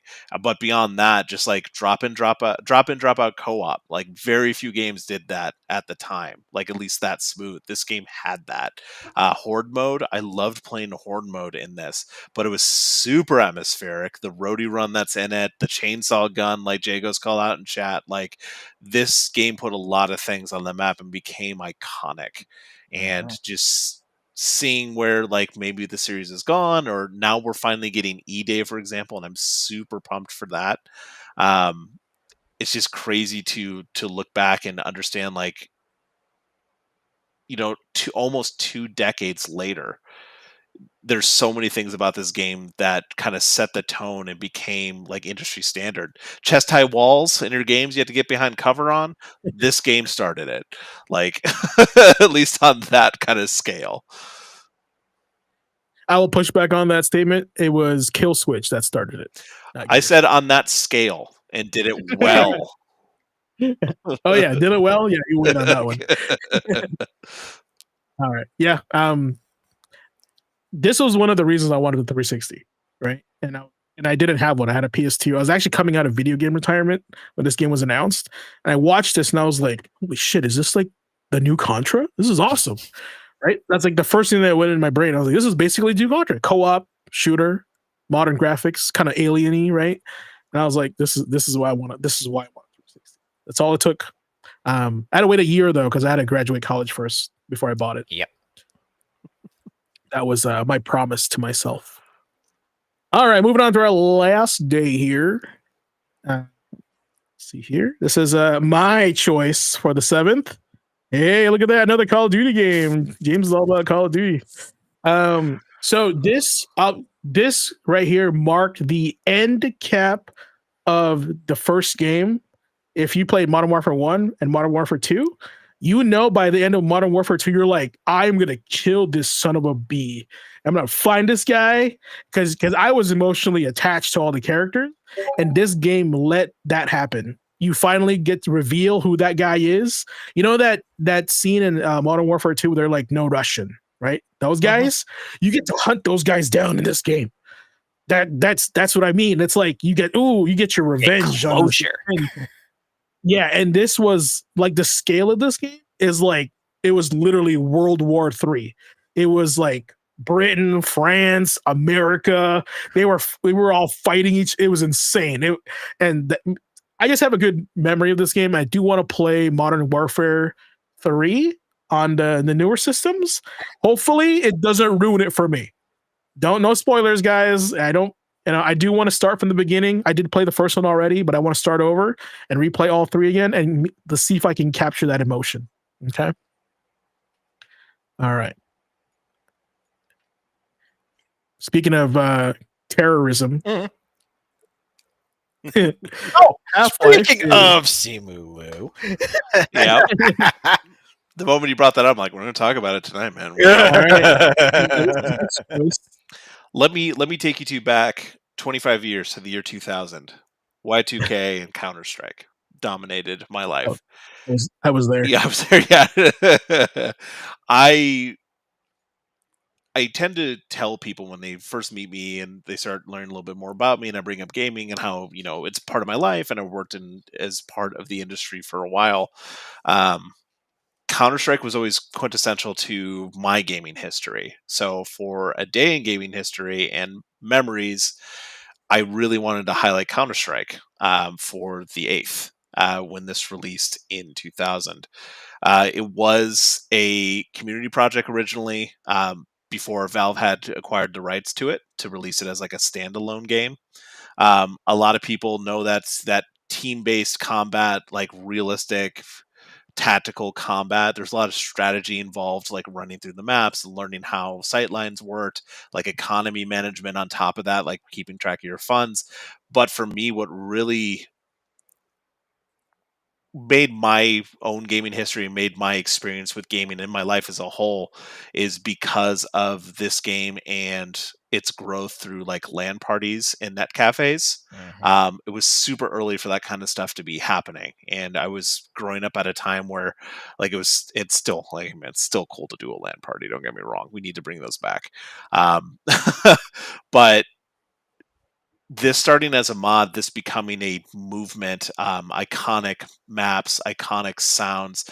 I actually follow multiple accounts on Instagram that have just like liminal, like Counter-Strike map sounds, and it's still like that quintessential in my brain somewhere in the back. Yep. But I wanted to highlight because this really paved the way for a lot of things, from its like really humble start to becoming the global force that it is today. I played a significant portion of like 1.5 and 1.6. I don't know if you two know, but like how much this game paved the way for professionalizing esports. I played in Cal League back in the day, the Cyber Athlete League. I was in that. I remember denting multiple towers when my computers froze during scrims. Like, it was a thing. But beyond that, in like this entire zeitgeist around like LAN parties and then giant international appeal to these kind of like tournaments that you do, and then eventual like money behind it, like there would be skill videos being put up on early YouTube and early forums where you can watch like very of the era music videos of people and their kill shots. Like, it is still a vibe. Look, Maximilian used to play Counter-Strike. Oh yeah. So it's a lot of people did, and a lot of people that have like a social background did. But my interest in like tournaments, my interest in events in the industry really spawned from the community around Counter Strike, and community is still quintessential to everything that I do professionally and personally. And again, it just kind of all came from this. So I don't know about you two if you had much experience with it. I know I've talked about it before, but yeah, calling out ESL, calling out Cal, calling out LAN parties, the late nights spent doing just aim maps and climbing maps, like the mod scene beyond that people did with this, like it kickstarted so many things that we just knew as part of that culture after that for like a solid 10 years. Yeah, like all I really have to say about Counter Strike, aside from the nod to Max, is like for me, just from the outside looking in, up until StarCraft 2, when I heard esports, first thought was immediately Counter Strike. There you go. Yeah. Versus StarCraft, right? That was the other esports game at the time. Yeah, that felt though with StarCraft especially, that felt like pretty centralized in Korea as like the really big push for like tournaments and everything with StarCraft. Yeah. This was like international. I remember very early like teams that'd be based like SK. You'd see people out of the Scandinavia that'd be coming through, and then you'd have the Swedes come through, and then there'd be a German team, an Italian team that you followed. This was like, it felt like FIFA before FIFA to me. I know that FIFA extended like well before Counter-Strike, but for like my interest in like international competition, like really you'd follow players, you'd follow teams, and that really showed like, hey, there's an esports opportunity here. That's more so what I'm trying to get at, is it had this appeal to people that don't usually follow that. It became that. I remember like, I want to say like 5-6 years ago, someone released a article kind of reliving their memories of that era, and it hit so deep. It was so like to my core of just like things that I was interested in at the time, and just like pining for those older days of just staying up late, pounding Jolt Cola or Coca-Cola and pizza pockets, staying up like until the dawn came up, just LAN partying with my friends playing Counter-Strike. My memory with Counter-Strike, two key memories that come to me immediately in my old brain. One, me playing this with 3 guys, but we had one computer, so we just rotated like if we died on rounds, and just having a blast, right? Just cussing and like what Nick was saying, drinking. I think it was Mountain Dew at the time, pizza and stuff like that. Shout out to Matt, my PC buddy, and Michael, mutual friend. The other one is we got in trouble for loading this in all the computers in the high school lab. We were like, at lunchtime we would sneak in and my buddy Matt was also like IT's like not intern, but like he was an assistant, like a fake assistant, so he had admin access. So we secretly installed Half-Life to create a LAN game in there, and then once people started going to the lab, more people than they should be, they got suspicious and they caught us playing Counter-Strike in there. So shout out to the school for not expelling us. But we were just forced to delete it, and they kind of just hit our hand, and that was it. But that was a fun little experiment. And this was during when it was in beta, when it wasn't a full Half-Life game yet. This was like a mod to Half-Life. So that's my story. I'll have to see if I can find it, but somewhere I found an old screenshot of like end of game report, my KD ratio of Counter-Strike. It's just, I found it like saved somewhere on a hard drive somewhere. It was just crazy to just see that again. Anyway, onward to this weird game. I've not played it, so I have no input. All I know, it's just cinema, right? But I chose Death Stranding again, even though I haven't played it, not really planning to. But I chose it because of the massive impact that this game had back when it came out back in 2020. This is Like, yeah. Oh, I was watching. I've watched Oliver stream both games, but the fact that Death Stranding was so topical without us even realizing it. Like, we just knew that Death Stranding was coming out, but then 2020 happened, COVID happened, people were locked down, people were stuck at home. But Death Stranding at its core was a game that was basically about connecting people, bringing them together, connecting America again through these highways and byways, through these bridges that you're putting up, through these structures that you were putting up as you're, going through the, deeper Hideo Kojima story, because, it's a Hideo Kojima joint. But just the fact that it had that sort of, underlying mechanical theme of, connecting people from so many different parts of the map, between that and how Animal Crossing New Horizons was, another way for folks to actually, make it through COVID, make it through the lockdown, and keep themselves sane by having, something, having something deep for them. That right there is my main reason for, bringing up Death Stranding as part of the Chronicles this week. I agree with that. The thing with me in this game, and now this is the only thing I'll say about it, is I did not know what the hell this game was. All I know is the production was really high, but it's one of those games you just have to play, I guess, to understand it. Which isn't the point, right? I love it. All right, chat. We'll go ahead and move on to our quick bites here with yours truly. So if it's your first time here, next we're going to be handing over to our very own Dean of News, the Don, Nick, aka Tragically Elite. Yeah, that guy right there. For the quick bites / cross rumor mill section. This is where the Academy newsroom comes alive with the latest headlines, leaks, and hot takes across the gaming world, because we have lots of those.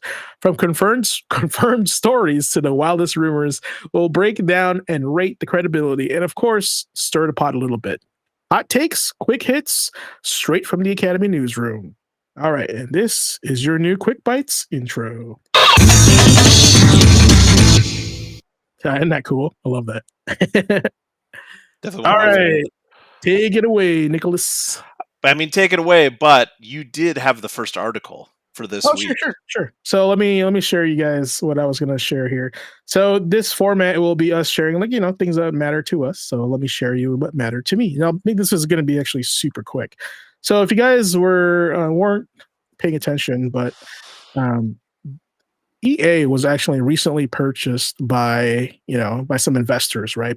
And long story short, this article talks about how nervous it makes the people at EA because they're from Saudi. Oh, let me do that. And they share a different culture with us. And one of the biggest things that they're concerning about is the maintaining the creative control. Maybe some of the things that we do here in the West maybe contradict to what they do in the Middle East, right? So will that change things up in the game design? Will that be will these games be subjected to censorship, right? So a lot of the conversations were kind of like floating around back and forth. And they say the guys that created The Sims actually I think recently just took off from EA because they were a little bit concerned about this. And the big thing that I heard from them was diversity is a key thing in The Sims, and we want to keep them. And this acquisition was something they were nervous about. So I wanted to hear from you guys. What are your thoughts on? Do you think they'll censor it? Do you think what's the future in this? Do you think this affects other companies in our games down the road from acquisitions from other countries with different views than the West or the company itself? Well, so far as just taking a look at this, I see this as another way that the industry over in Saudi Arabia is trying to make inroads into the global market as far as purchases and acquisitions. But eventually it's going to get down to the point where, aside from just buying out companies, because we all know how well that's been working for Microsoft, eventually they're going to have to start producing content. So, still waiting for the other shoe to drop on that one. I think the biggest thing to take away from this is it will eventually affect it. This has always been a thing. New ownership takes over, projects take on a different scope. The owners get to decide that. They're the ones writing the checks. Yep. So it's only going to be a matter of time. How it's going to affect it, I think, is the conversation to have, and we don't need to do it all tonight. Again, this is a lot of news has happened in the month we've been out, but we're just trying to highlight a few of them. This is definitely one we're talking about, especially to someone like me who's a huge fan of BioWare games. And there's a fair amount of diversity, especially romantic diversity, and a lot of fans love their characters in there. And a lot of that doesn't exactly line up with the views of the new ownership and the new culture. So we're kind of going into a little bit of, I want to say, like, uncharted territory. There's been other international ownership before. We've seen a lot of stuff, like Embracer Group, for example, owns a wide variety and a wide swath of the video game industry, for better or worse. We can talk about a lot of those projects going sideways, not always due to ownership, though. So this is something that's new. This is something that feels like it's a very different kind of ownership group, and then also part of this ownership, some of the other stakeholders in it, including Jared Kushner is now has ownership in EA as well, his investor group, and he's got different views than us, and he's from here, so we'll see kind of thing. But I definitely feel like some of my favorite games that are currently in development may get the axe soon, and that's something that's been talked about. There's no reason for them to decide that Mass Effect is worth releasing anymore after seeing Inquisition fail numbers. Like, what makes them think with new ownership they're going to want to continue that project, because it's still very early in development, right? So that's what I take away from it. Yeah, not to go into too deep, but everything you said definitely has merit into it, and considering the nature of these companies now, they're going to go with, what's trendy, what makes the most money, regardless of our memories and emotions of the games that we loved the most, right? So that's the unfortunate truth that we all got to face.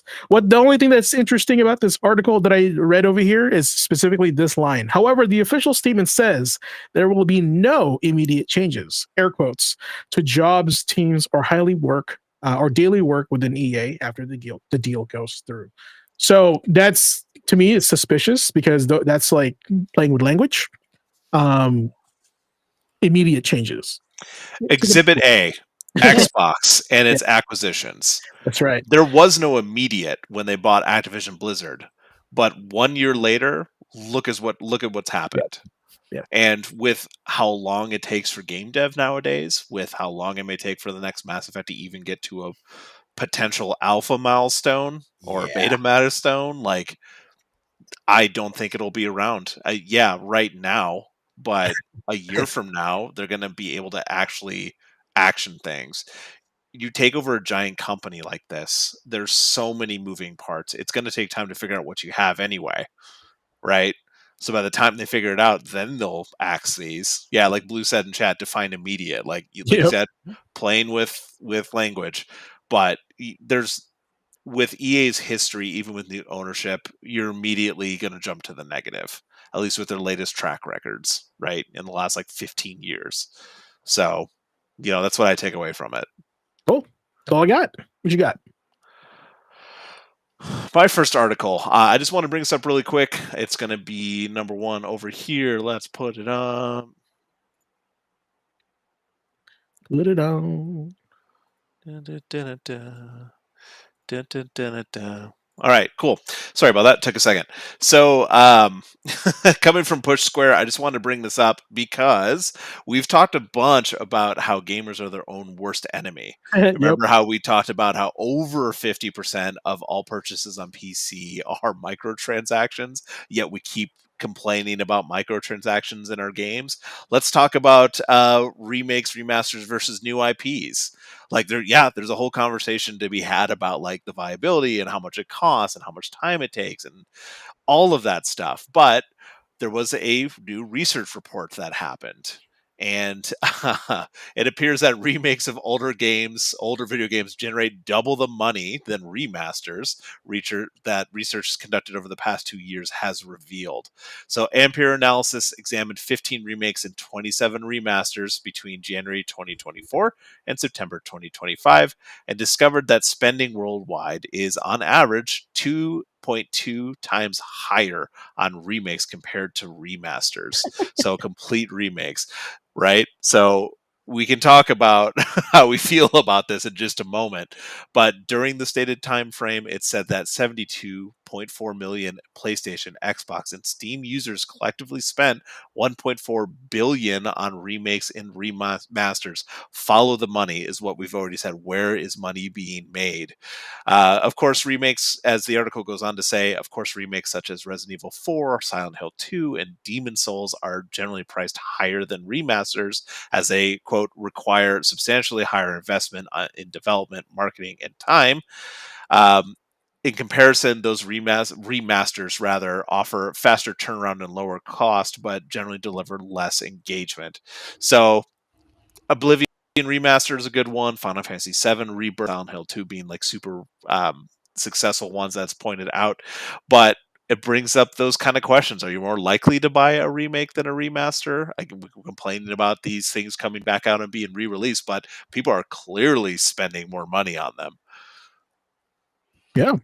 I mean, I've always said this before, like, there are a bunch of games that are like graphically outdated and need some updates, but we still love those games. And I agree with you that the engagement is going to be lower because people are going to be like, I already played it. Why would I play it again? Right. But if they're running out of ideas, man, I always talk about Chrono Trigger remake. I always talk about Metal Gear Solid remake. Like, there's plenty of remakes to be had. Ace, how about you? Yeah, it's definitely really a matter for me of just simply, with remakes and remasters, that's a lot of games. That's a lot of games coming back, but also games that, younger generations of gamers haven't had the chance to experience. So, the money's there to basically refresh the product, refresh the content, and, get it out to a new audience. So, I mean, there's no denying that the money is there, despite what I may think as far as, like, possible fatigue or possible burnout as far as remakes and remasters go. I mean, I still say that, some games being remade that are like maybe 5 years old, maybe one console generation back, ain't necessary. But that's a conversation for another time. For sure. All right, moving on to my second article. Very, very quickly going to run through this one, but an opinion piece posted on Games Industry Biz by Rob Fahey, who's a contributing editor, talking about all the layoffs that are happening at Amazon. So layoffs are once again in the news and affecting the games industry. What Rob brought up here, I think, is definitely we're talking about why I wanted to share this article. James, I didn't see if you're linking the articles, but I definitely recommend this one's a longer one. Read through it. Again, it's an opinion piece, but it's worth us bringing up to discuss, to chat a little bit about it. So just to quote a little bit here, it's not clear how many of the 14,000 jobs the giant company is cutting will be in its gaming subsidiaries, but it's flagged, quote, significant role reductions and major turn away from developing big budget titles. A little bit further down, he does point out, as awful as the impact of any major layoffs may be, this one has been a long time coming. Strategically, Amazon's entire flirtation with the notion of being a games company has been a decade-long comedy of errors. So, I mean, we've definitely talked a little bit about it, but just confirmed dead or likely dead Amazon Game Studios projects after this announcement of these layoffs. We already know that the staff at New World has said that the game is now slated for shutdown. So that game didn't, blow up gangbusters, but it did have a very passionate fan base. There was definitely a lot of people that are still, playing around with that game. So that is active, but now it's slated for shutdown. It appears that, these layoffs are going to really hit that team hard. Breakaway, a competitive multiplayer game, that was shut down before launch. That was already canceled. Another Amazon Games joint. Crucible, Another one, free to I play remember that. multiplayer MOBA, that was pulled. And that was pulled shortly before launch. There was also like a bunch of unnamed projects, but also there was a Lord of the Rings MMO that they had announced and is now reportedly canceled as well. The development for that was like transferred between different teams and different companies for a while, but it now feels like that one's dead on arrival as well. And I was really looking forward to that because I played Lotro back in the day, Lord of the Rings Online. And I was really looking for like an updated, new like MMO for Lord of the Rings. That is an untapped universe. So I mean, those are absolutely dead. But as far as you two, Amazon has had a long history of like gaming failures, especially with like New World not really, again, lighting the world on fire. But it feels like a lot of this impact in the industries kind of due to Amazon's inability to compete. Amazon has massive resources, right? And we're always bringing up the cost to dev. So, despite these vast resources, Amazon has kind of failed to create like a meaningful presence. And it really shows that, money and tech dominance alone can't really guarantee success in a creative field like this, especially something that's unpredictable as the gaming industry is. So, I mean, what do you two think about that? Do you think that's spot on? Do you think like Amazon was wrong from the get go with what they're trying to do? Honestly, just to kind of see if I could distill it down as far as my opinion on this goes, it actually takes me back to the Legendary Drops video that I saw this morning talking about this same topic. And it's that Amazon's focus was all wrong. They were trying to, Amazon was trying to, they were trying to beat Steam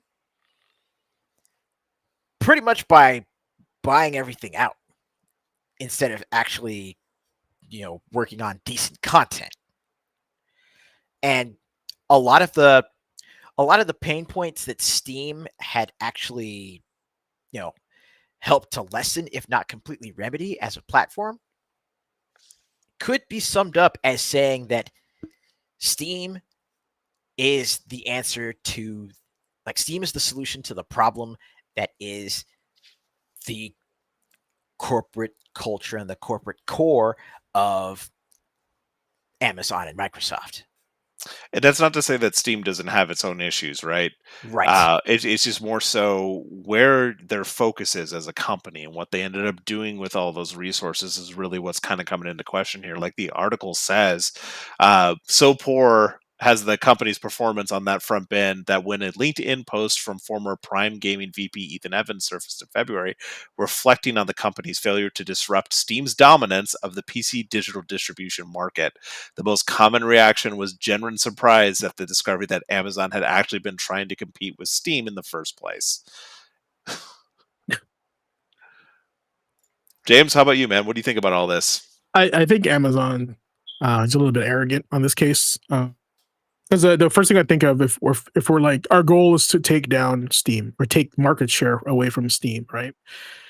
Can indie devs make games and put them on Amazon Prime or whatever, right? Their platform, right? They can't do that. And I get it. They were trying to like offer you free games if you had that service or just in general, like. And they had a lot of failed projects. Lost Ark, whether good started good, dozed off again, stuff like that.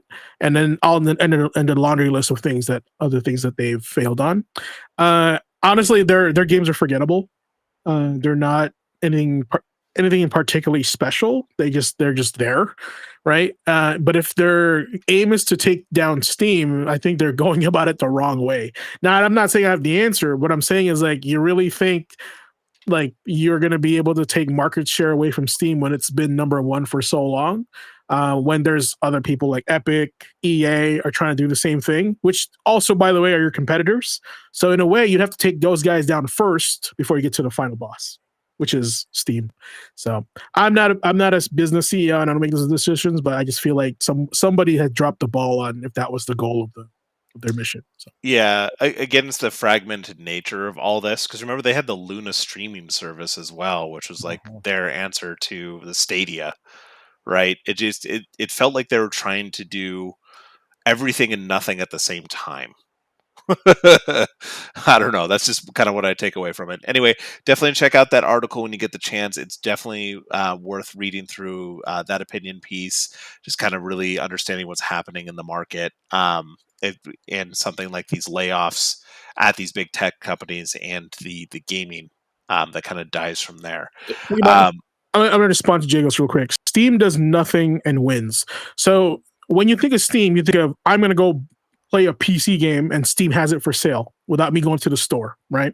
If I have a computer. Okay.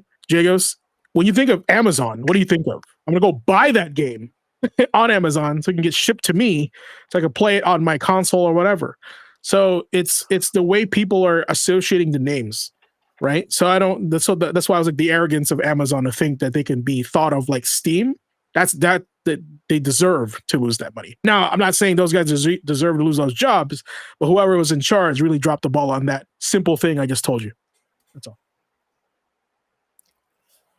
Neat. Oh, take a drink.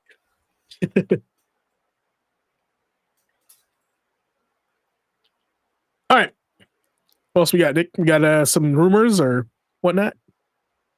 We got a camera freeze. Oh, no. He froze. And let's see here. Hey, that 1050 is really doing a number on him, right? All right. I'm actually just going to link these two, what do you call this? Ads here. You guys can check those out or check out in our Discord. But I do want to move on because it is our premiere episode here for this show. All right, guys, here's some other articles for y'all. And then we're going to go to our next segment, introducing our boy over here. All right. So now, folks, it's time for the master class. All right, I'm gonna pop this up here. Boom. The tech with our resident sensei of strategy, Blazing Ace Nelson. Look at that handsome fellow right there. Now, every week, Ace breaks down the art of gaming mastery, from mechanics to muscle memory to mindset and momentum, all the M's. Now, tonight's lesson, I don't know, Ace, what you got for us, buddy? I will gladly take the wheel from here. So for this week's edition of the tech, let's take a step back. Instead of squaring up with, one individual character from a specific game, let's get back to one of the fundamentals of gaming that goes all the way back. And I'm talking well beyond even Mario. From the rudimentary tabletop of Pong and even the theater of the mind that is D&D, to the high fidelity and sometimes low polygon count, or high sprite count, battlegrounds of today's blockbusters. There's one thing that all gamers make use of: movement. Heck, even outside of video gaming, oftentimes before you even dig deep into learning any sort of active techniques for your chosen hobby or sport or martial art, your stance and your footwork has to be fine-tuned. Before you can control the space around you, you gotta be able to navigate it without tripping over yourself. You have to acquaint yourself with what I like to call the way of momentum. So to kind of, help bridge the gap and help, bring people into this sort of introductory course, let's take a physics lesson. Part of Newton's first law of physics, the law of inertia, states that a body at rest remains thus until acted upon by an external force. This applies with any sort of fast-paced game. However, the amount of time that you can remain at rest is limited in these games. If you turtle too long blocking attacks, eventually your guard breaks or you take enough chip damage to end the fight. In a good number of cases, the best way to avoid taking damage is to not be there for the hit to land in the first place. And as a great case study to, discuss this really quick, let's take a look at one of my current favorites, that being, of course, Absalom.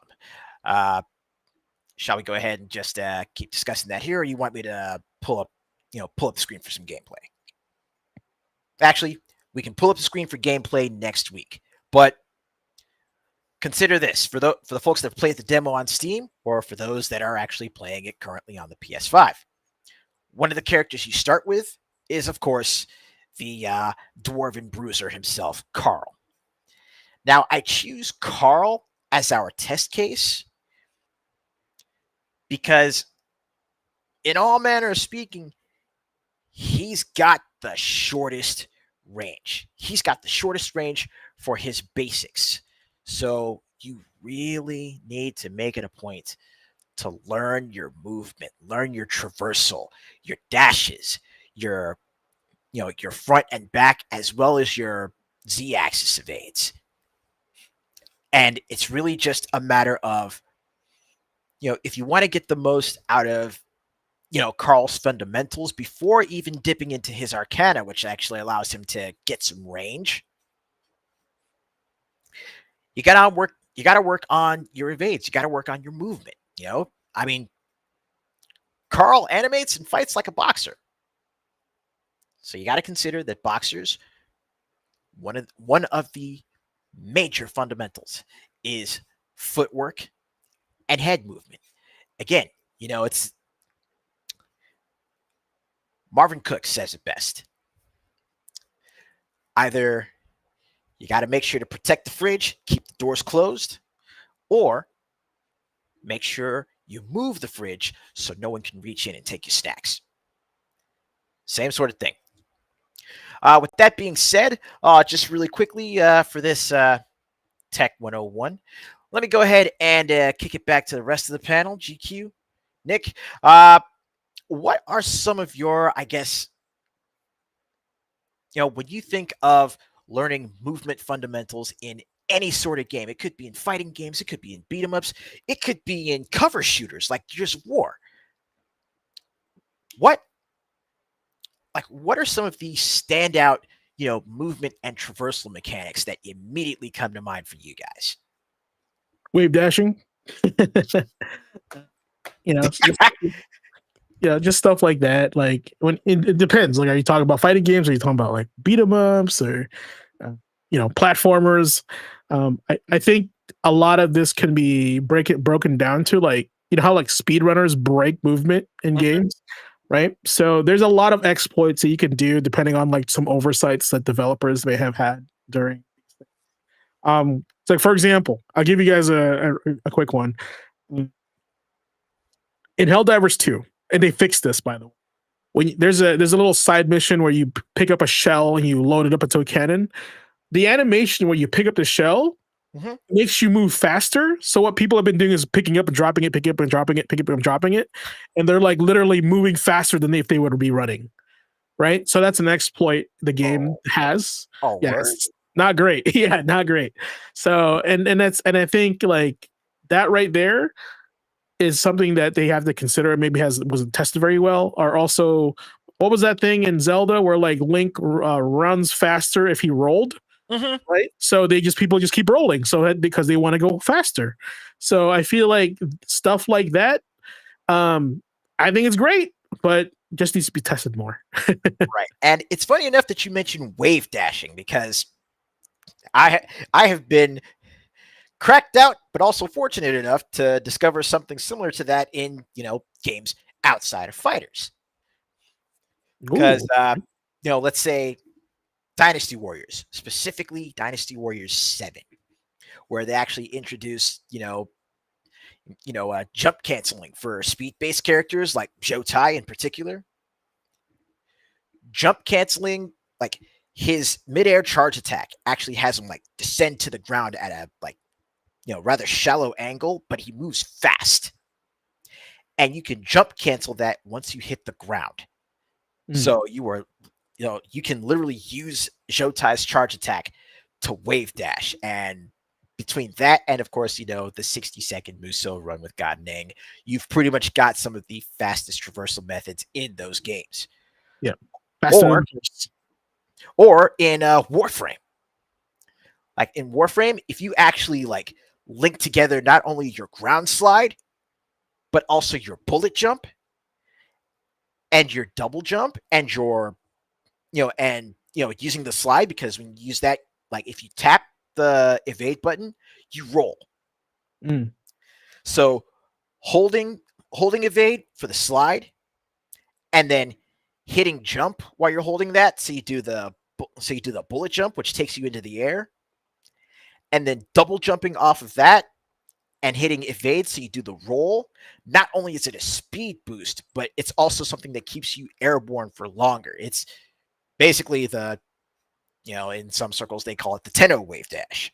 Yeah, it sounds like very similar to DMC combos where they figure out how to break the character, because you have a double jump, but it resets if you actually bounce off another like a mob, right?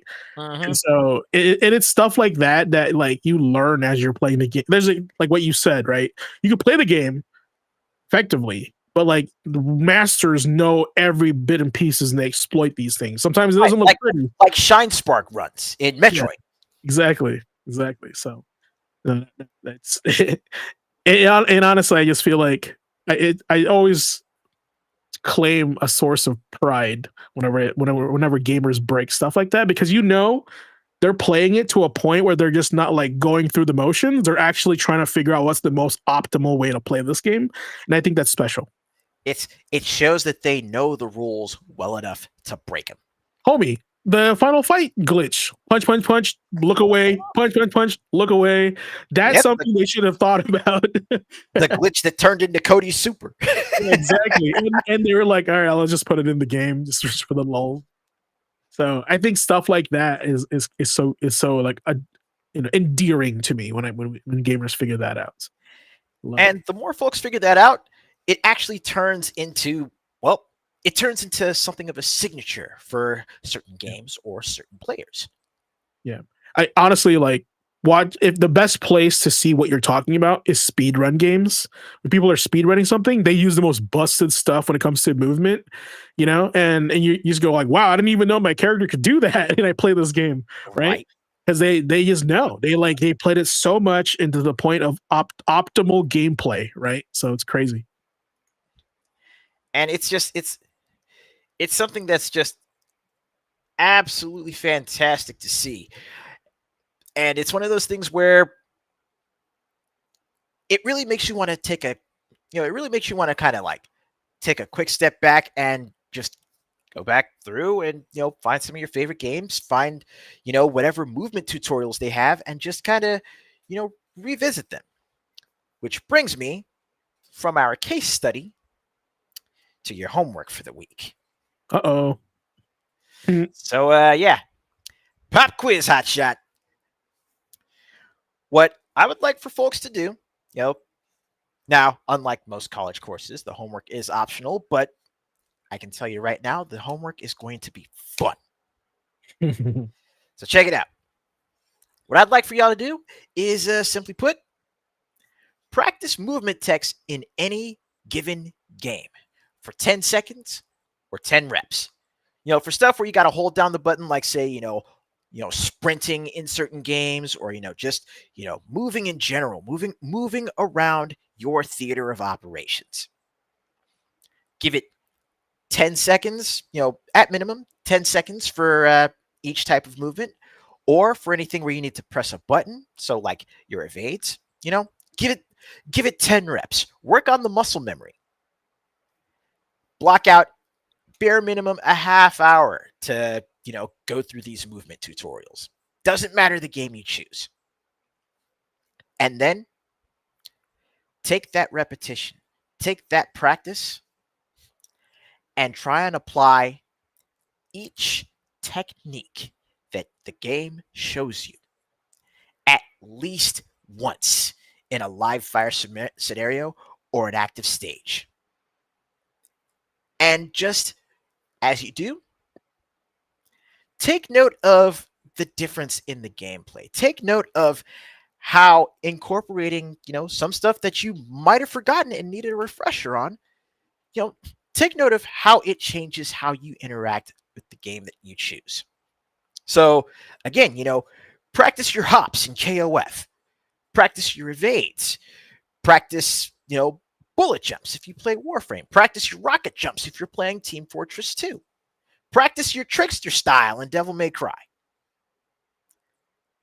Give that a shot.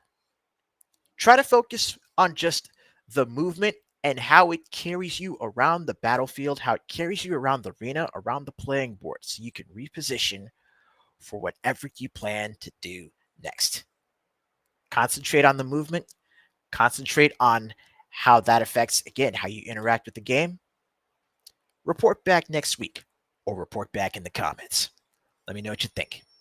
Yeah, or Discord. Or in the Discord, of course.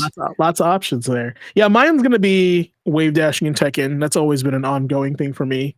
And wave dashing is applicable to a variety. That it is. Armor That King. it is. So I'll be applying that to Armor King. I mean, I've already done some movement and traversal practice with Carl, believe it or not, in Absalom. But I was thinking maybe of revisiting some games like Warframe, Monster Hunter, Ovis Loop, maybe jumping into City of the Wolves, and just again practicing the movement tutorials, just focusing on that, focusing on how I get around the screen. Yeah. I was gonna say a good one to practice movement. Mhm. I'd say Smash Bros is really important to practice movement. Smash Bros. If you got Smash, definitely give that a shot as far as your movement practice. That you could do worse. Yeah, and there's like so much variety in characters too. Like they all move differently, so pretty cool. But yeah, that said, that's gonna do it for this week's lesson from the tech. And remember, study hard, train smart, and may your combos always connect. I need that. I need my combos to connect. I don't know if you guys saw my post, but man, Bushin in Tekken 8 in that rank, a lot of assholes in that rank. It's rough up there. That's all I gotta say. I'll win like 3, lose 5, win 4, lose 1. It's like it's never consistent. It's crazy up there. So I'm having fun with it, especially with Armor King. So shout out to T8 players. All right, guys, we're running a little late here, but it's okay. It's our first episode. We get to learn a little bit more about what we need to cut, what we need to add, etc., what we need to change. But here's the thing. Life is always that way. When it comes to life lessons, we bring it here at the end of the show with the final boss. Ready?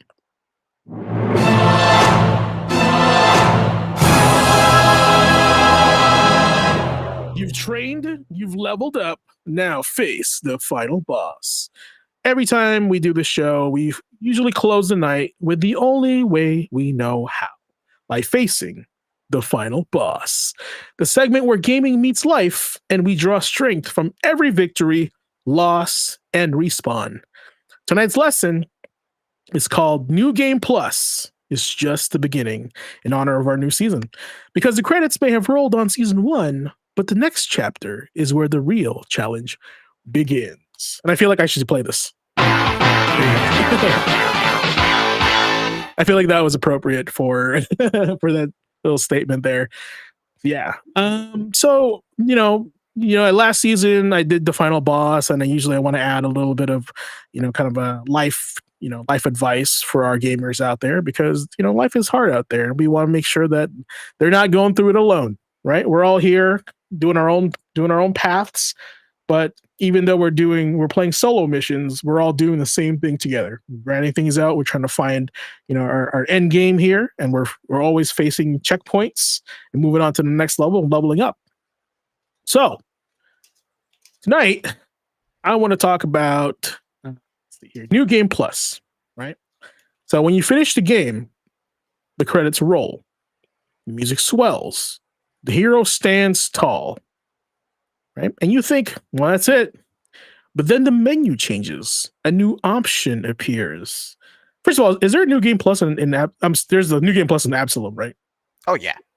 Have you beaten Chained Echoes yet? Does that have New Game Plus? I have beaten Chained Echoes. Cool. And no, there isn't New Game Plus from what I saw, but I can double check. Okay. Well, New Game Plus, it's the developer's way of just saying, you're not done. You've just begun. Because New Game Plus isn't about starting over. It's about starting again with everything you've learned. Now, think about this. Think about Dark Souls, right? That first playthrough, brutal. Every boss feels impossible, but when you hit New Game Plus, you don't walk into that world scared. You stride in prepared. Bars. You know the patterns, the traps, the timing. The game didn't get easier. No, sir. You got better. Okay? That's us right now. Season 1 was our first campaign, our first journey through the fog, right? We faced the bosses of burnout, the mini bosses of doubt, the RNG of chaos that is life. Okay? But now we're back, stronger, wiser, and armed with experience. Okay? This is our New Game Plus. And we're loading in with the best gear possible. No, it's not the shirt. No, it's not the hat. Knowledge. All right. Ace just gave you some minutes ago. Right. In God of War, Ragnarok, Kratos doesn't fear what's next. He carries every scar, every battle, and every lesson from before into the next war. In Final Fantasy VII Remake, Cloud's blade isn't just heavy with steel, it's heavy with a purpose. Right. And in Zelda, Tears of the Kingdom, Link doesn't rebuild the world by starting over. He builds on what he learned before. All right. And that's how we live in this next season. Not as the same players from last season, but as heroes carrying our saves forward. Okay. Because life, like gaming, rewards persistence. We fail, we respawn, we adapt, we find shortcuts, we test new builds, we grind when no one's watching. That's the player mindset. That's the gamer's advantage, right? When somebody says, oh, you're a gamer, and they look at you weird. No, think about that and tell them that, all right? Hey, I'm a gamer. When I fail, I respawn, we adapt. We find shortcuts, I test out new builds, we grind when no one's watching, right? That's my mindset. What's your mindset? Don't be ashamed of being a gamer. Take pride in it, right? And apply it to real life situations for you. That's the gamer's advantage. Something you already have that you didn't know. And that's what Gaming Academy is all about, guys. Taking those lessons we've learned from the controller, applying them to how we live, lead, and grow. Okay? So tonight, as we launch into this new chapter, remember, the first playthrough taught you the rules. Now it's time to master the game. Right, as we go back here to the tech, what does that say? Learn to craft, master the game. All right, we got faculty here to help you out with that. Okay. New Game Plus doesn't mean that the journey is over. It just means you've earned the right to take everything you've learned and go again.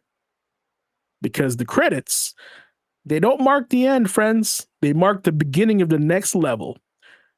You've trained. You've leveled up. Now face the final boss. All right. That is our intro for the final boss this year. Play hard, learn harder, face your final boss. All right. Take that with you guys tonight. Right. Tell your friends, tell your family. We're a gamer like a badge. I go to the Gaming Academy, right? 8 p.m. Tuesday night. That's where I learned it. All right, I've been gaming for so long, but they help, they help sharpen my steel. All right, so you just know that, okay? All right. Woo! How'd you guys feel about that one? It's a damn good one, and yeah, just consider this. It's just like GQ said. Tuesday nights, 8 p.m. You can find us right here, reminding you that life is asynchronous multiplayer. You're not going through this alone. You've got folks at your side. You've got folks at your back. And you can have us on your chest and also on your hat if you get the gear. That's all I'm saying. But yeah, and jokes aside, I appreciate you guys coming back as always to me, which is success forward, right? Work hard, play hard, game hard. Jagos, take this with you, man. You've trained, you've leveled up, face the final boss. Now that final boss, we don't know who that is yet, but just let you know, this is just the first part of this. This is ongoing. I'm gonna make every final boss connect. You'll see, right? It's gonna be related. All of them are gonna be related. Okay, take that with you. What did I say? I'm gonna put this on a shirt, guys. Right? What did I put? I said.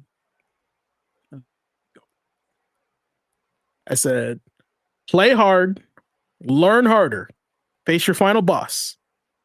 Right? Play hard, learn harder, face your final boss. Okay? You trained, you've leveled up. Now face the final boss. I feel like you guys got to keep saying that to yourself, right? The final boss could be you. You don't know that, right? Depends who it is. Now in a lot of Zelda games that I've played, before Link fights Ganon, he fights Shadow Link. Isn't that weird? He's fighting himself. He's an evil version of himself. So you don't know. You don't know, man. And that's going to be part of our arc this season, is to help bring that out of you. Is to hopefully by the end of this season 2, you're going to be, immortal status, right? People are going to be like, how do I become a gamer? How do I do what you do? Teach me. All right. So yeah, with that said, guys, that ends our first episode of season 2, New Game Plus. Man, I had a good time, Ace. I mean, kind of sad that by the way, Nick disappeared because his power went out. Just to let you know, he didn't abandon it. His stuff just said, yeah, his power just was literally deleted itself. Yeah, which is weird because he lives 2 floors above me, and my power is fine. So there's probably something wrong with his breaker or something. So yeah, shout out to Puget Sound Energy.